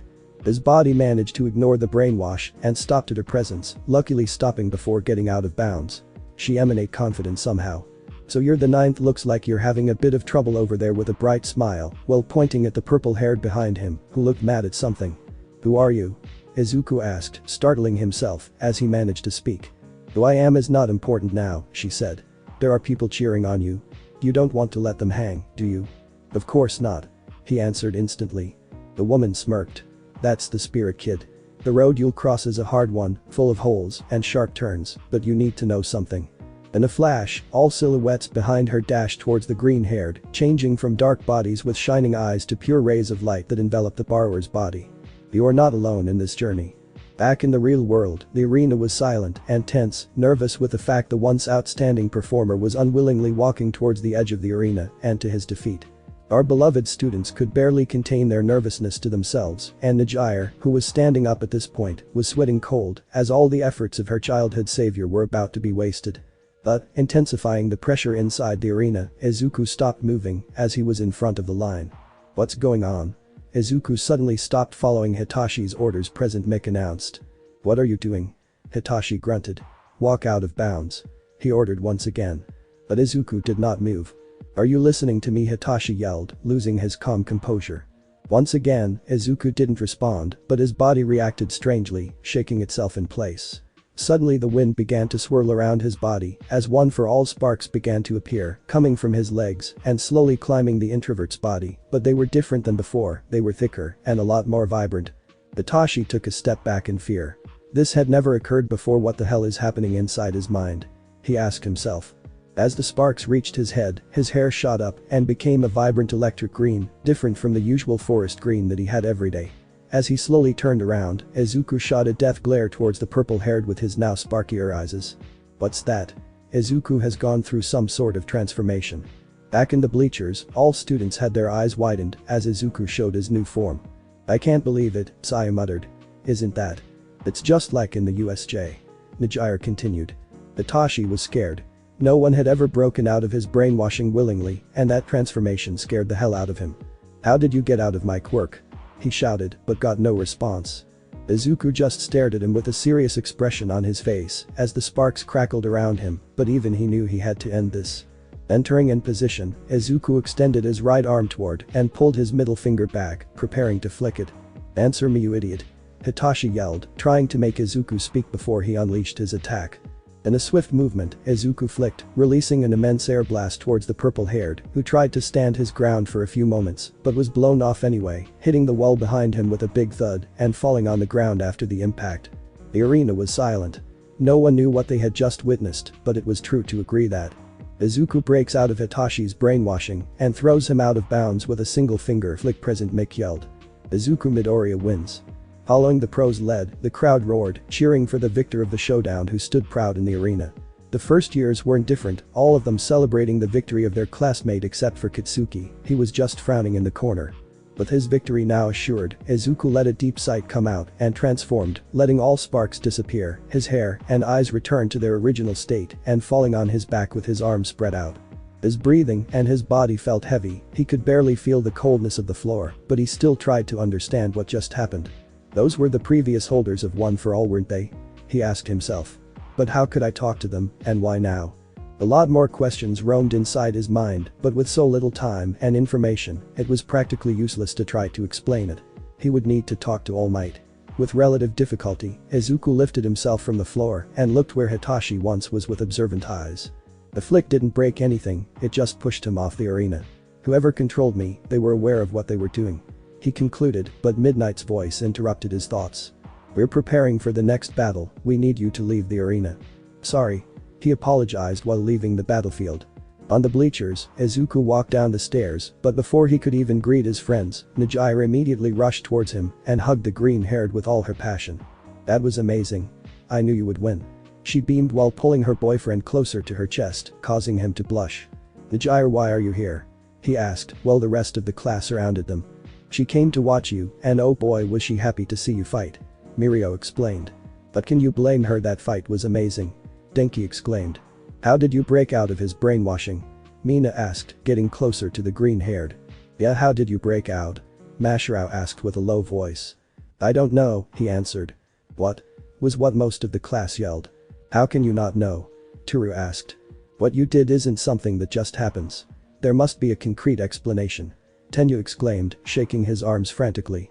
I'm sorry, but I have no idea how I broke out of it. Izuku apologized. I just felt the surge of power, and then I was myself again. Well, if Eraserhead's files are correct, your quirk is really strong. Maybe its sheer power was able to snap you back to reality. Snipe presumed. But I didn't summon that power. Why did it activate on its own? Izuku questioned. Quirks are still a mystery to us, but that form you took was the same while you were fighting that thing, Nejire added, while the memories of how she almost lost a boy she made a promise with held back some words. Maybe it is something you can only use in emergencies. As Izuku was about to begin a mutter spree to discuss with his girlfriend, President Mick's voice interrupted him, announcing the start of another battle. On our right side we have one of the hero course top students and son of the No.2 hero, Shoto Todoroki, he announced, as the mentioned boy climbed the stairs. And on our left side, we have the tape boy himself, Shiro Hanta. Man, how am I supposed to stand out when he describes us like that? Shiro complained while he stretched his arms. Match, start. In a quick swing, Shiro released and wrapped the heterochromic teen with his elbows tape and dragged him towards the edge of the arena. That doesn't mean I won't try to. He exclaimed with a wide grin on his face. Shoto didn't even flinch at the surprise attack, all he did was shoot a death glare towards the tape teen. It served as a warning. I'm sorry, he muttered. In an instant, Shoto created a glacier that covered half of the arena, almost freezing everyone in the bleachers as well. Forcing everyone that was seated in the front rows to take a step back and shiver with the coldness the attack was emanating. Shiro was at the bottom of the structure, hoping for his life that the ice wouldn't give an instant frostbite. That was a bit overkill, he said, with the cold making him stutter. Well, Shiro is immobilized and Shoto wins, President Mick said, still surprised with the heterochromic's attack. Placing his left hand on the glacier, Shoto ignited his left side and began to melt the ice, freeing his classmate. Sorry, I let my emotions get the best of me. He apologized while the glacier slowly melted. Izuku could only shiver at this display of power. He defeated Zero without breaking a sweat, and now he would be his next opponent. He's going to be tough. Most of the first round battles were starting and ending rather quickly. Mina defeated Yuuga by melting his pants, forcing him to lower his guard and cover his exposed area, using the opportunity to strike what a cheap shot. Fumikage defeated Momo by pushing her off bounds with constant attacks, Ibarra winning over Denki by neutralizing his electricity with her hair and using it to capture him. And then we have the exceptions. Tenya was naive enough to believe in Mei and use her gadgets in their battle, becoming just another tool for her to show herself to the companies. Ijiro and Tetsu stayed almost 15 whole minutes fighting each other since their quirks made them extremely durable. They ended up having to decide the victor by arm wrestling, where Ijiro came out on top. And Ichako, she had it rough. Not only did she lack the combat experience others had, but she was placed against Katsuki, one of the best fighters of her class. Receiving multiple direct attacks and having her only plan neutralized with a single blow, she fainted in the middle of the arena, completely exhausted. And now was time for the second round. As the green-haired walked towards the prep room so he could prepare for what could possibly be one of the hardest fights of his life, Izuku ended up entering the same room Ichako was using and saw her sitting in the middle of the room, staring at the table in front of her. He called, the remorse in his voice was clear. But, surprising the introvert, instead of being sad, Ichako turned to him with a smile on her face and scratching the back of her head sheepishly. I guess I lost," she said. "Are you sure you're alright?" he asked. "Of course I am." She beamed. "I just wasn't expecting for Katsuki to be able to make such a blast." "Ichako," he repeated. Izuku simply couldn't think of what words to use. "I'm fine, really. Don't worry about it too much," said, as she stood up. "Losing is just part of the competition, I just gotta keep going and do my best not to lose again, just like you do." Before one of them could say something else, Ichako's phone rang. Fishing it out of her pocket, the brunette read the number and smiled softly. "Sorry, but I gotta take this call," she said while walking towards the door. "Good luck out there, I'll be rooting for you." And with that, Izuku was alone in the room. He really hated himself right now. No matter how much she lied, it was obvious that she wasn't okay. He knew how she was, he knew her motives, but he didn't say a word. He wanted to get out of that room and comfort the girl as much as she needed, but as much as it bothered him, he needed to focus. Shoto wouldn't be an easy opponent. After the preparation time was over, everyone was unsure of what to expect of the next fight. Both of them had extremely powerful quirks, both were good fighters, and both were unpredictable. All that the students could do was to wait and see the outcome. "I'm back," Ichako said, as she climbed the stairs. "Oh, welcome Ba, what happened?" Tenya exclaimed as he looked at the brunette and saw her red, swollen eyes. "You need to see the recovery girl immediately." "Don't worry, this from something else," she explained as she took a seat between Tenya and the big three. "I know how you must feel," Nejire comforted her, placing a hand on her shoulder. "But don't let it drag you down, move on, and learn with it." "I will." "It is time for the battle you all have been waiting for," Present Mix shouted, causing the crowd to cheer in return. On our right side, we have the unstoppable madman, Izuku Midoriya. As the green-haired walked out of the tunnel, the crowd cheered even harder, almost reaching ear-damaging volumes. And on our left side, the boy that can create icebergs out of nothing, Shoto Todoroki. Once again the crowd's volume increased as the heterochromic team climbed the stairs. Now inside the arena, both competitors began to stare at each other. Shoto's eyes were cold and symbolized danger for the introvert, while Izuku's were serious and emanated a somewhat nervous atmosphere. Match. Both teams entered their positions. Start. Immediately, Shoto released a wave of ice towards Izuku. It was moving fast and definitely seemed like it packed a punch, but in reaction, Izuku activated his full cowling and jumped aside, successfully dodging the attack. "As I thought, with 10% I can dodge his attacks," Izuku concluded. Izuku manages to dodge Shoto's ice with a quick movement. Not decreasing the pressure, Shoto released another ice blast and, once again, Izuku jumped away and dodged the assault. Think Izuku, the green-haired thought, as he dodged the heterochromic team's multiple attacks. Quirks are physical abilities, no matter what, he must have a limit. I need to find an opening and attack whenever I can. Ice blast after ice blast, jump after jump, Izuku continuously dodged the attacks of the No.2 hero Sun while analyzing his actions and putting the crowd on a constant edge as they wondered who would fall first. "What is Izuku doing?" Ichako asked, not understanding why Izuku wasn't exploiting his speed and attacking Shoto. "He must be looking for an opening or for Shoto to overuse his quirk," Mirio explained. "After the first impression he left when fighting Zero, even I would be cautious, after all, if he gets hit once it is game over." But wouldn't his speed be enough to engage safely? Momo asked. We don't know everything he can do. Izuku probably is afraid of this unknown factor. Tamaki replied. Even so, it is just a matter of time until one of them falls. After a bit of time and a lot of dodging, Izuku finally managed to form a plan. Apparently, just like the mines of the obstacle race, Shoto has a small gap between each ice blast. It was small, about 2 seconds of cooldown, but if Izuku could be fast enough to attack Shoto in time, he could easily turn the tides in his favor. With this in mind, Izuku prepared to strike. Shoto had just released an attack, so he dodged it while getting a bit closer, and then, when the heterochromic teen launched another blast, Izuku charged at full speed, ready to punch Shoto. Izuku takes the initiative and charges at Shoto. Present Mick narrated. Just a few feet away from his target, the green-haired reeled back his fist, aiming directly at the opponent's left cheek. But it was just a bait.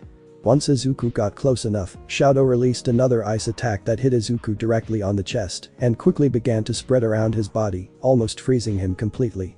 Incredibly, Shoto stops the assault with a surprise attack. How did he do this? Izuku thought. Reacting quickly, the introvert moved his leg and kicked the ice, stopping it from spreading any further and allowing him to jump away. But the damage was already done. With his torso completely frozen, the green-haired had difficulty controlling his flight, but managed to fall on his belly just a meter away from the limit line, so he didn't lose the fight by throwing himself out of bounds.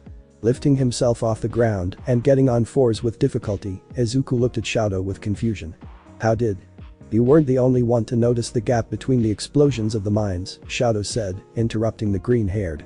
After a bit of thinking, I deduced that's how you managed to pull that stunt on the obstacle race, so I thought you would notice a fake cooldown, as well.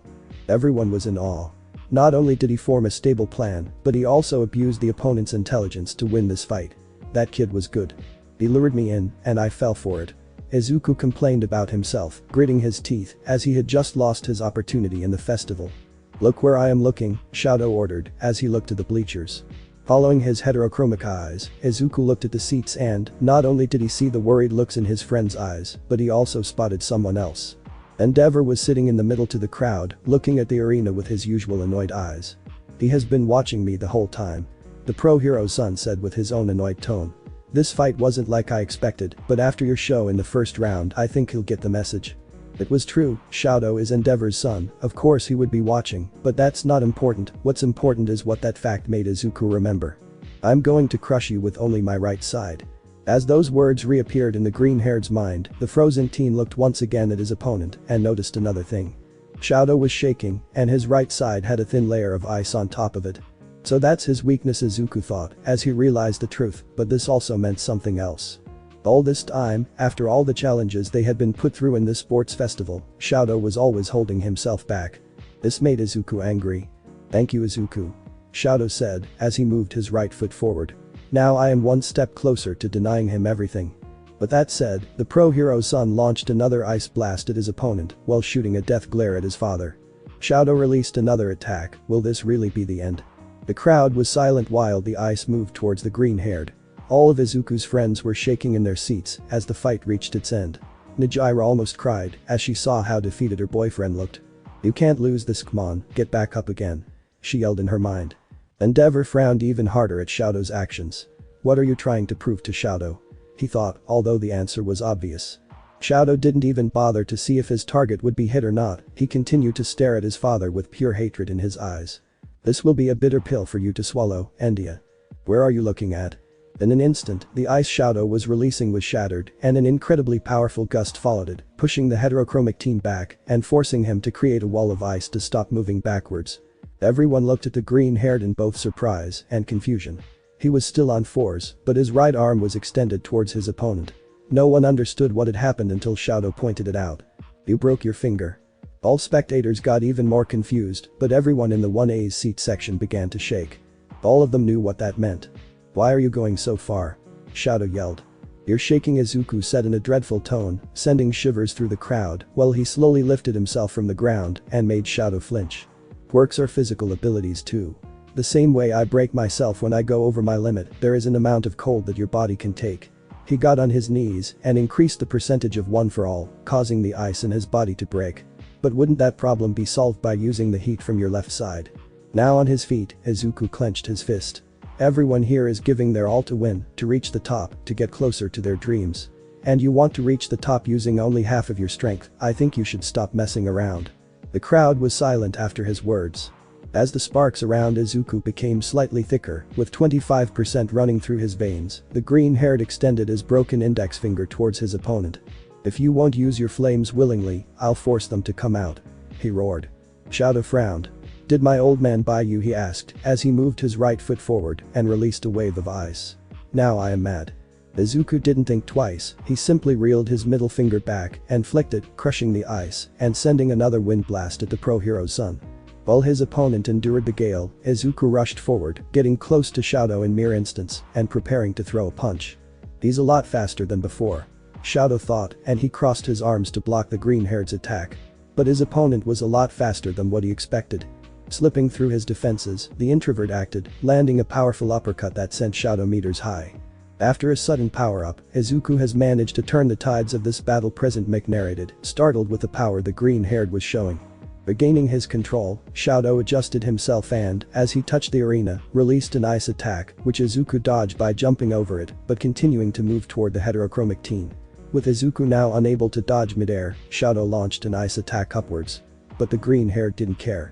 As the glacier got closer, Izuku simply extended his arm forward and made his way back to the ground, piercing through Shoto's attack like it didn't even bother him. As the introvert approached, the heterochromic jumped to the side and dodged the impact of his opponent colliding with the ground where he once stood, shattering the concrete upon collision. Continuing his relentless assault, Izuku swung his arm and threw a piece of the arena at his target. To defend himself, the pro hero's son lifted a wall of ice to block the projectile, and even then, it was barely able to stop it. How did he get so strong? Shoto asked himself, but a cracking sound interrupted him. Punching through the ice wall, Izuku pierced through his defense and managed to land a punch on Shoto's gut, sending him flying backwards, but instead of continuing to attack, Izuku stopped for a moment and coughed a bit of blood as his insides began to break. "Use your flames," Izuku shouted through the pain. Although the layer of frost was clearly visible, Shoto remained silent and launched another attack to which Izuku flicked a finger and countered it. "Shut up," he snarled back. No one knew how to react to this fight anymore. On one side they wanted to scream out of excitement as the battle got more intense, but on the other side, Izuku's words had silenced everyone's mouths. What did he mean with half of his strength? Was the green-haired trying to make his opponent stop holding himself back? If so, why now? Why not take advantage of this and move to the next round? Maybe there was something behind the scenes that none of them knew, and Izuku's actions did make sense, but the way he is making them happen seemed to express the opposite. How was beating up his opponent going to make him listen? And on the other side, where the fighter's friends were, was completely surprised by the introvert's decisions. All of them knew that Shoto had fire powers and that he refused to use it for personal reasons, but after hearing his words towards his father, everyone connected the dots. Endeavor did something to upset Shoto.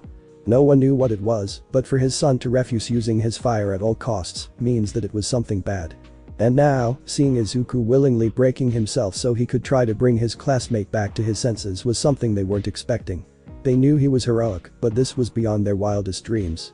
But what terrified them was how the introvert was making this happen. They all saw him spitting blood. If this continued any further, their classmate would end up just like he did in the rescue training. He needed to stop, or else the damage could be irreversible, yet there he was, trying to knock some sense in the heterochromic teen's hard skull.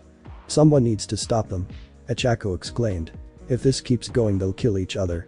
But who would want to get in the middle of that? Minoru was scared out of his mind with the power Izuku was demonstrating. "It is not a question of wanting or not, Minoru, we are heroes, we must intervene whenever necessary. The real problem is that Izuku probably thinks that he'll be healed no matter what, so he is going all out, but he also seems to be trying to accomplish something. He said it himself, he wants Shoto to use his flames." Fumikage added. "But if Shoto uses his fire then his power will almost double," Mina exclaimed. "Why is he going so far just to be defeated? He has given his all to be at the top all the entire festival, why would he stop now?" Mashirao asked as well. Then, it clicked in Tenya's mind. Maybe it was because of Shoto. "What do you mean?" Tamaki asked. "You weren't there to see it, but at the end of the cavalry battle, Shoto and Izuku talked in private," Tenya explained, surprising everyone around him. "That's right, he did call Deku," Ichako said, remembering the moment her friend mentioned. "So you're saying that Shoto said something that made Izuku want to fight like this?" Momo deduced.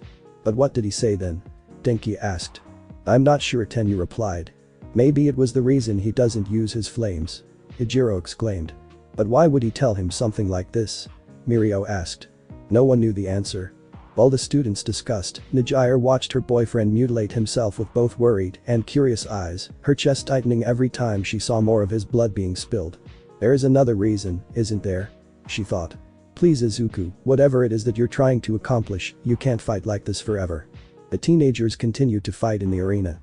The layer of ice in Shoto's body had almost covered his right side entirely, and yet he placed his right foot forward to release another blast of ice at the green-haired that, at this point, had his body broken and so many different levels, but he still put his thumb in his mouth and used his cheek to flick it, countering the blast.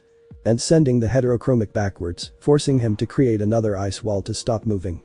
Why are you going so far? Shoto asked, trying to resist the cold. Because I want to live up to everyone's expectations. Izuku shouted as he tried to run towards the pro hero's son. His voice echoed through the stadium. My dreams are not just mine anymore. The green-haired continued. There are people rooting for me, who placed their hopes on me, and I will not let them down. As the introvert said those words, he punched Shoto, breaking the ice layer, sending him closer to the limit of the arena and making Izuku groan in pain. Your experiences, your determination, I can't even begin to imagine what they're like, but if you're telling me that you want to reach the top using half of your strength, just so you can upset your father, I don't think you're taking this seriously enough. Izuku roared. No matter what you say, Shoto groaned as he got back on his feet with difficulty. I will deny his power. Izuku couldn't take it anymore, he snapped. It's yours. Your power, not his. Shoto looked at Izuku with tearful eyes. Those couple words brought back memories that were for long forgotten, one simple memory of his mother. You're not bound to his blood, you can be whatever you want to be. In the Crimson Inferno, a massive amount of flames bursted out of the heterochromic's body, melting not only the ice in his body, but all the ice that was in the arena as well, and causing everyone in the bleachers to sweat with the high temperatures that he emanated. To help your enemy, even when you want to win, Shoto said while the flames began to reveal his now unfrozen body and a giant smile as well. Who is screwing around now? Wow, Izuku muttered as a smile appeared on his face. He did it. He used his flames. Mirio said, protecting his eyes from the brightness the teen was emanating. After challenging him so much, he finally fired up. Zero implied. He wasn't challenging him, Nejire corrected, drawing everyone's attention towards her. He was trying to save him. Izuku could not help himself, he had to smile. After all of this, it looks like he finally managed to make Shoto understand. He finally managed to make him use his flames. Why are you smiling? Shoto asked as his serious composure returned. With those wounds and in this situation you must be a madman. I hear a lot of Izuku jokes. Shoto sighed. Whatever happens now is not my problem. I wouldn't have it any other way. It was time to go all out. Producing ice from his right and fire from his left, Shoto entered in position and released a blast of both elements simultaneously, both powers working in unison and moving towards the green-haired. Pumping one for all through his muscles, Izuku sank his feet on the concrete of the arena and reeled his arm back. I'm going to give it my all. He thought. For an instant the green-haired fool cowled at 100% and immediately moved all that power into his limb, making it look like it was made of pure energy, and attacked. With his next words, Izuku brought back memories for anyone that ever heard them before. Overcharged Detroit smash. Once the blast collided, a massive explosion occurred, creating a gigantic cloud of smoke and releasing an incredibly powerful gale that drove anyone around to protect themselves. What the hell was that? Minoru cried while Mizo held him by the foot, preventing the purple-haired from being blown away by the wind. All that cold air was heated up way too quickly, causing it to expand like this. Snipe explained while protecting his eyes even though he wears a mask. As the smoke began to dissipate, the students were allowed to see the result of their final attacks. In the middle of the arena was a giant crater caused by the collision of the blasts, pieces of concrete were falling from the sky while the dust settled down. Izuku? Nejire cried as she searched for her boyfriend. Finally, once the smoke disappeared completely, the fighters were revealed. Izuku was at the edge of the arena, almost out of bounds, 2 lines of shattered concrete where his feet were, showing that he was pushed back due to the sheer power of the explosion. His shirt was gone, his arm remained extended toward, but it was incredibly damaged, its skin was completely busted, showing raw muscle at some areas, it dripped an insane amount of blood, and it didn't stop shaking. But the green-haired continued to stand. With heavy breathing and clear exhaustion, he lifted his head and searched for his opponent. Is it over? He asked weakly. The crowd's attention shifted to the other side, where Shoto appeared out of bounds, completely unconscious. Silence contained. Nejire used her quirk to reach her boyfriend. The paramedics rushed towards the wounded. And finally, Shoto is out of bounds, Izuku Midoriya wins. The results of the battle between Izuku and Shoto couldn't have been worse. Izuku won, yes, but at what cost? The arena was completely destroyed, so the tournament was on break until it was fixed. Shoto was unconscious, and Izuku's arm may be broken beyond repair. The only thing the spectators of that fight could do was worry. But, inside of the Recovery Girl temporary office, the only thing that could be heard were the ceiling fans spinning. The bandaged and passed out Izuku laid one of the beds with a tense All Might and a sad Nejire sitting beside him, while the youthful heroine finished the green-haired's file on her desk. No one could say a word, the air in the room was way too heavy for that, all they could do was to stare at the bloodstains on Izuku's bandages. Until the introvert's friend stormed inside the office. Izuku! They yelled in unison as they busted the door open, startling the No.1 hero. Don't yell in my office. Recovery Girl grunted, silencing the teenagers. Is Deku okay? Ichako asked with clear worry in her eyes. He is going to be fine, but it will take a while. The youthful heroine replied. What are you guys doing here? Don't you have fights coming up? Nejire asked. The arena has been destroyed, we're waiting for it to be rebuilt. Tenyu explained. They're ignoring me? All Might thought. But what the hell was that attack? It was stronger than his other smashes. Ijiro asked, worried and excited at the same time. It was terrifying, I don't think any pro would want, Minoru exclaimed, but a tongue slap from Tsuyu interrupted him. You're not helping. She said. It's okay, Nejire replied. He went over his limit. It already happened before, so I'm sure he'll be okay. But what are we going to do with the tournament? If both Izuku and Shoto are unconscious, who's going to the next round? Mina asked. We don't know yet, the Recovery Girl said. They shouldn't have said that. As the bed in the middle of the room began to creak, everyone looked towards the source and saw Izuku trying to get back up, ignoring the immense pain his broken limbs were causing. I can fight, he said weakly. Gently, Nejire put her hands on the green-haired shoulders and pushed him back to the bed once again. You're not healed yet, don't push yourself. She exclaimed. But I can still do more. He tried to get up, but Nejire continued to push him back. You've already done enough, please, just rest. She begged. But just stop. She interrupted. Izuku wasn't expecting her to interrupt him like that, it seriously caught him off guard, but when he looked directly at the brunette, Izuku's eyes widened. With watery eyes, curved lips, and pure sadness in her voice, Nejire spoke. Just stop, I don't want to see you hurting yourself like this anymore. It hurts not physically but hurts emotionally. Had he really been this dense? Was his desire to win so strong that it blinded him this badly, to the point where a girl had to cry and beg for him to simply look around and see what his actions were causing?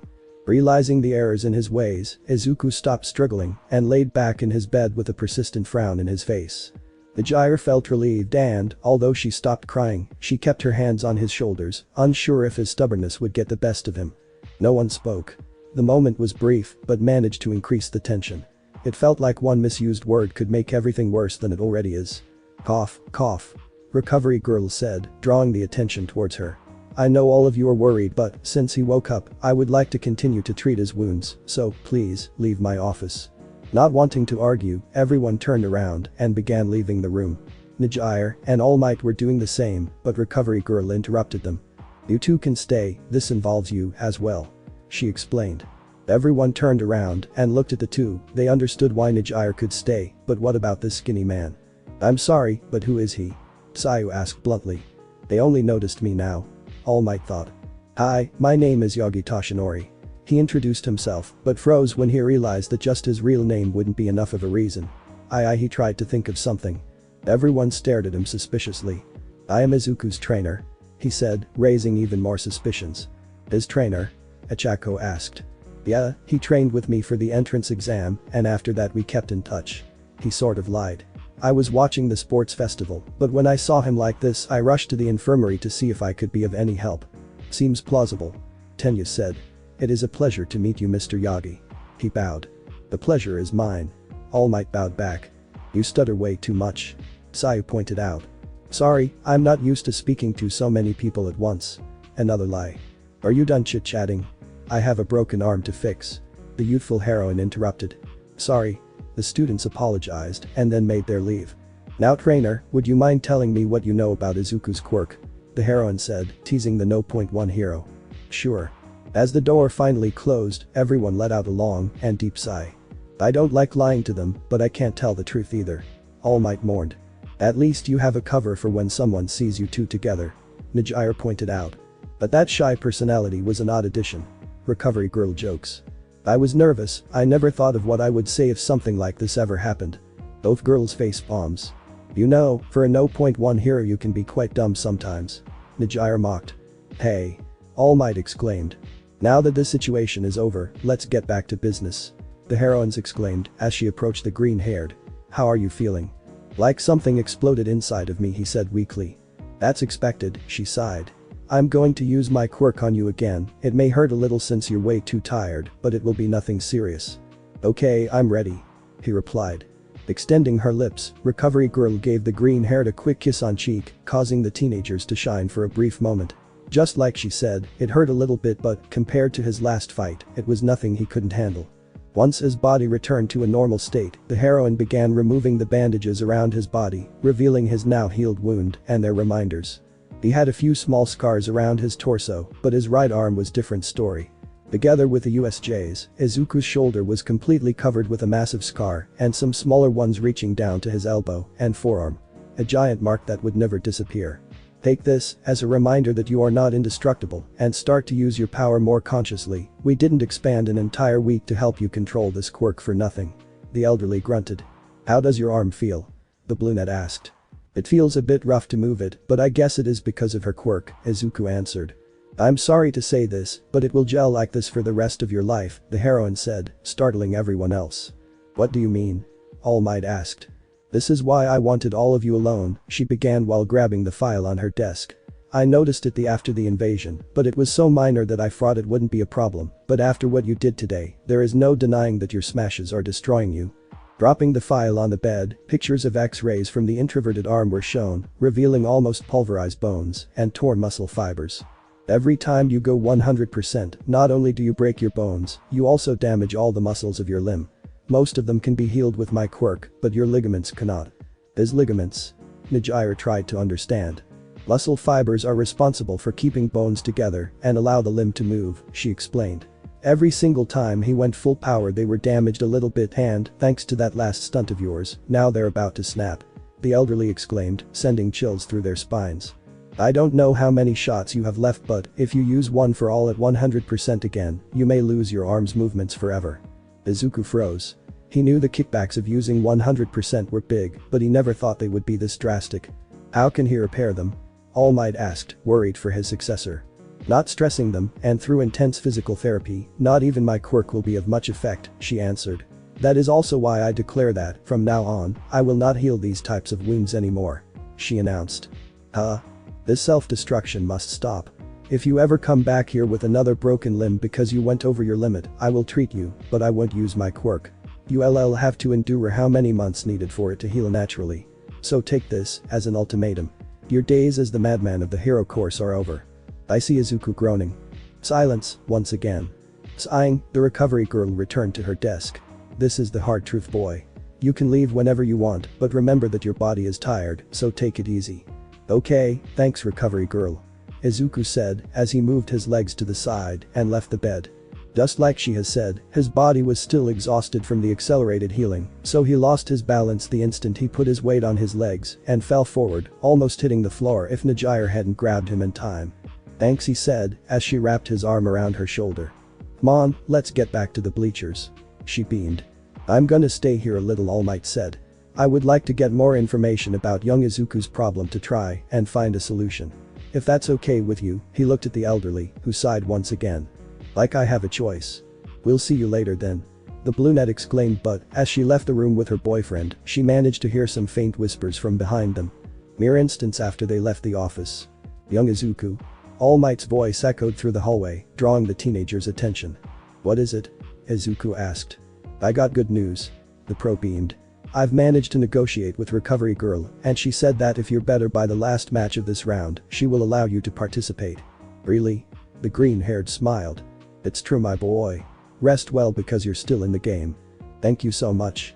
The green-haired beamed. Well then, since you now have a reason to rest, how about we find a cozy place for you to stay instead of you standing in the middle of a hallway? Nejire jokes. Right. Thanks, All Might. You're welcome, my boy. And with that, they left the pro by himself. Go get them, young one. The walk back to the bleachers was slow and painful for both sides this time.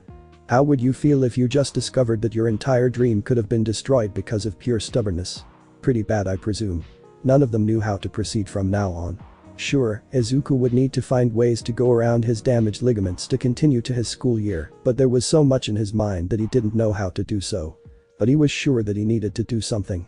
As they walked through one of the many corridors of the stadium, Izuku took a deep breath and said, "I'm sorry." "Huh? I'm sorry for doing this to you." "Don't worry about it, you're not that heavy." Nejire jokes. "I'm not talking about this, I mean. About your arm situation, I know," she interrupted. It is not just that, he continued, confusing the brunette. "I'm sorry for being so oblivious about this entire situation. I should have seen that my actions were also affecting everyone else around me." "They were affecting you?" he said, remembering how she almost cried in the infirmary. "I should have stopped this madness a long time ago. I should have seen that this wasn't good for anyone. He tried to continue, but a kiss on the cheek shaped him out of his apologetic mumbling. Looking at his girlfriend's face, Izuku was surprised to see a soft smile on her. "Listen to Izuku. It's true that you were blinded by your desire to win, but there's no use crying over spilled milk. It already happened, you cannot change it," she said, causing the green hair to sadden up once again. "But some of your actions weren't so bad either. Sure, you hurt yourself a lot, but because of your sacrifices, everyone in the USJ invasion managed to get out alive. Because of you, that Shoto guy managed to forget his past and use his flames. Because of you we're together again," she beamed. "I'm not saying that it was right, but every time you went overboard, you did it for the sake of someone else. There's still a long way before we become pros, but for me you already are a hero," she said with a giant smile across her face. This was heartwarming. Even though all he had been doing was ignoring her all this time, instead of criticizing him, she continued to praise and support him. He truly was blessed to have someone like her by his side. Ignoring the exhaustion, Izuku turned around and pulled the brunette into a tight embrace while crying over her shoulder. "Thank you. Thank you for being the best thing that ever happened to me," he sobbed. Nejire didn't say anything, just returned the hug and continued to comfort the introverted weeping. They stayed like this for a while, with Izuku wetting the brunette's shoulder while she massaged his back. "Still. Can you promise me something?" she asked coldly, breaking the mood between the two. "What is it?" he asked while wiping the remaining tears. "Even if you did it for the best, you heard what Recovery Girl said, and never want to see you like," she described, as her smile changed into a serious expression. He knew where this was going. "So please, promise me that you won't use 100% until you can handle it." As he stared into her beautiful sky blue eyes, Izuku said something that would be good for both of them. "I promise to you that I won't use 100%. You know you said I was the best thing that happened to you, but I never had an opportunity to say the same to you," Nejire exclaimed while her smile returned.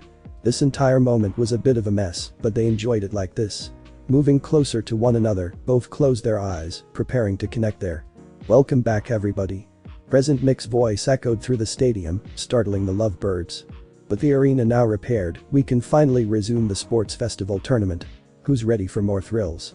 "Well, it looks like everything is back to normal," she pointed out, trying to reduce the awkwardness between them. "I guess so." He did the same. Silence. "How are you feeling now?" she asked. "I'm a little bit better, I guess," the green-haired answered, scratching the back of his head nervously. Silence again. "Shall we go watch then?" Izuku offered, extending a hand towards his loved one. Without hesitation she placed her hand on his and smiled brightly. "Of course." And just like that, they left the corridor and reunited with the rest of the students. On the bleachers. "Do you think Deku is gonna be fine?" Achako asked, concerned about her friend's well-being. "Don't sweat it, Achako." Ijiro comforted her. "Izuku is one of the manliest students of our class, he'll be fine." "But that wound seemed really bad and we all saw how he was," she continued. "Izuku is tougher than you're thinking he is," Denki exclaimed. "If he survived the USJ then I'm sure he'll survive this." "If you think so," she muttered under her breath. "I still want to know how they'll proceed to the third round," Momo said. "With both Izuku and Shoto out of commission, I wonder if they will move whoever wins this fight to the finals. If they're going to do this then we'll just have to root for Tenya to win." Mina beamed. "But his opponent is really tough. Judging from Denki's battle, her vines can be a real pushover," Mizo pointed out. "Are they really using Denki's fight as a measurement?" Jamming Wei barely scratched her. Kyoka mocked while playing with one of her earlobes. "Hey." The electric teen yelped. "Either way, it all depends on how Tenya will perform in this battle," Momo said. As the conversation reached its end, light footsteps could be heard from the stairs behind the seats. As the students turned around, all of them except Kitsuki were surprised to see the green-haired walking down the stairs with a blunette by his side. "Hi guys." He greeted me weakly. "Izuku." They shouted while rushing to their side, startling the couple. "Is your arm better? How are you feeling? Do you know what they're going to do for the tournament?" Questions, questions, questions. Over and over. "I'm fine, thanks for the concern." The introvert answered shyly. "Why are you here? Shouldn't you be resting at the infirmary?" Momo questioned. The recovery girl said he was free to go, so we decided to come and watch the remaining battles. Nejire explained. "But what about the tournament, how will that proceed?" Fumikage asked. "She said that if he is better by then, he will be allowed to battle." She explained again while helping the green-haired sit. "Are you sure that you want to do this? You don't look ready for another round." Ijiro's sweat dropped. "I'll be fine. I just need to rest a bit." "If you say so." As the students calmed down and returned to their seats, Izuku finally managed to ease himself and look around, noticing that Mirio, Tamaki, and Snipe had disappeared. "Where's the rest of the big three?" Izuku asked Nejire, who was sitting by his left. "Oh, they returned to our festival," she answered bluntly. "But why are you still here? Don't you have to participate as well?" Nejire shrugged. "I was worried if you would be fine, so I asked Snipe to tell the principal that I would forfeit and stay here. But what if you don't get called by the pros?" "Don't sweat it." She smiled.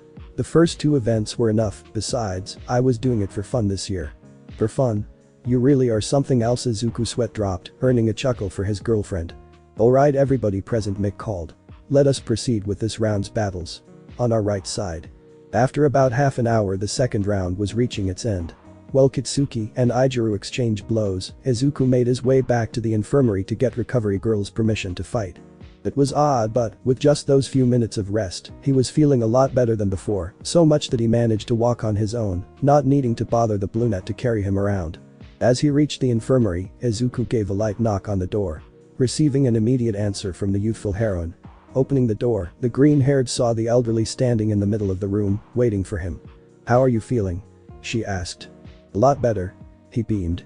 "Alright then, let's get this over with," she sighed. "What do I need to do?" Izuku questioned.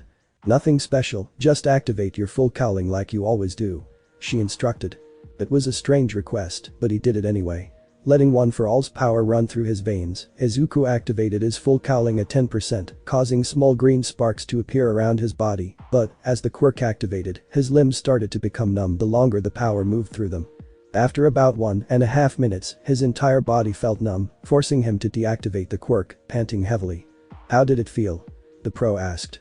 "My body felt numb the more I used full cowl," he replied. "Just like I thought," she said, wording the green hairs. "You may not be feeling tired anymore, but your body isn't able to endure much right now, and since One for All's performance depends on your body's condition, I already expected you to fail." "What do I do then?" he asked. "Try using a smaller percentage." After a quick nod, Izuku recomposed himself and reactivated his full cowl, but using 5% this time, and, to his surprise, he didn't feel anything different. "I think I'm okay with 5%, he said. "Then that concludes the test."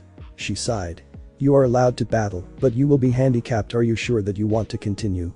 Looking at her with a determined expression, the green hair didn't hesitate. "I'll do it." Thanks for watching my video, and make sure to check out the author of this fanfic, link is in the description. See you next time, till then sayonara.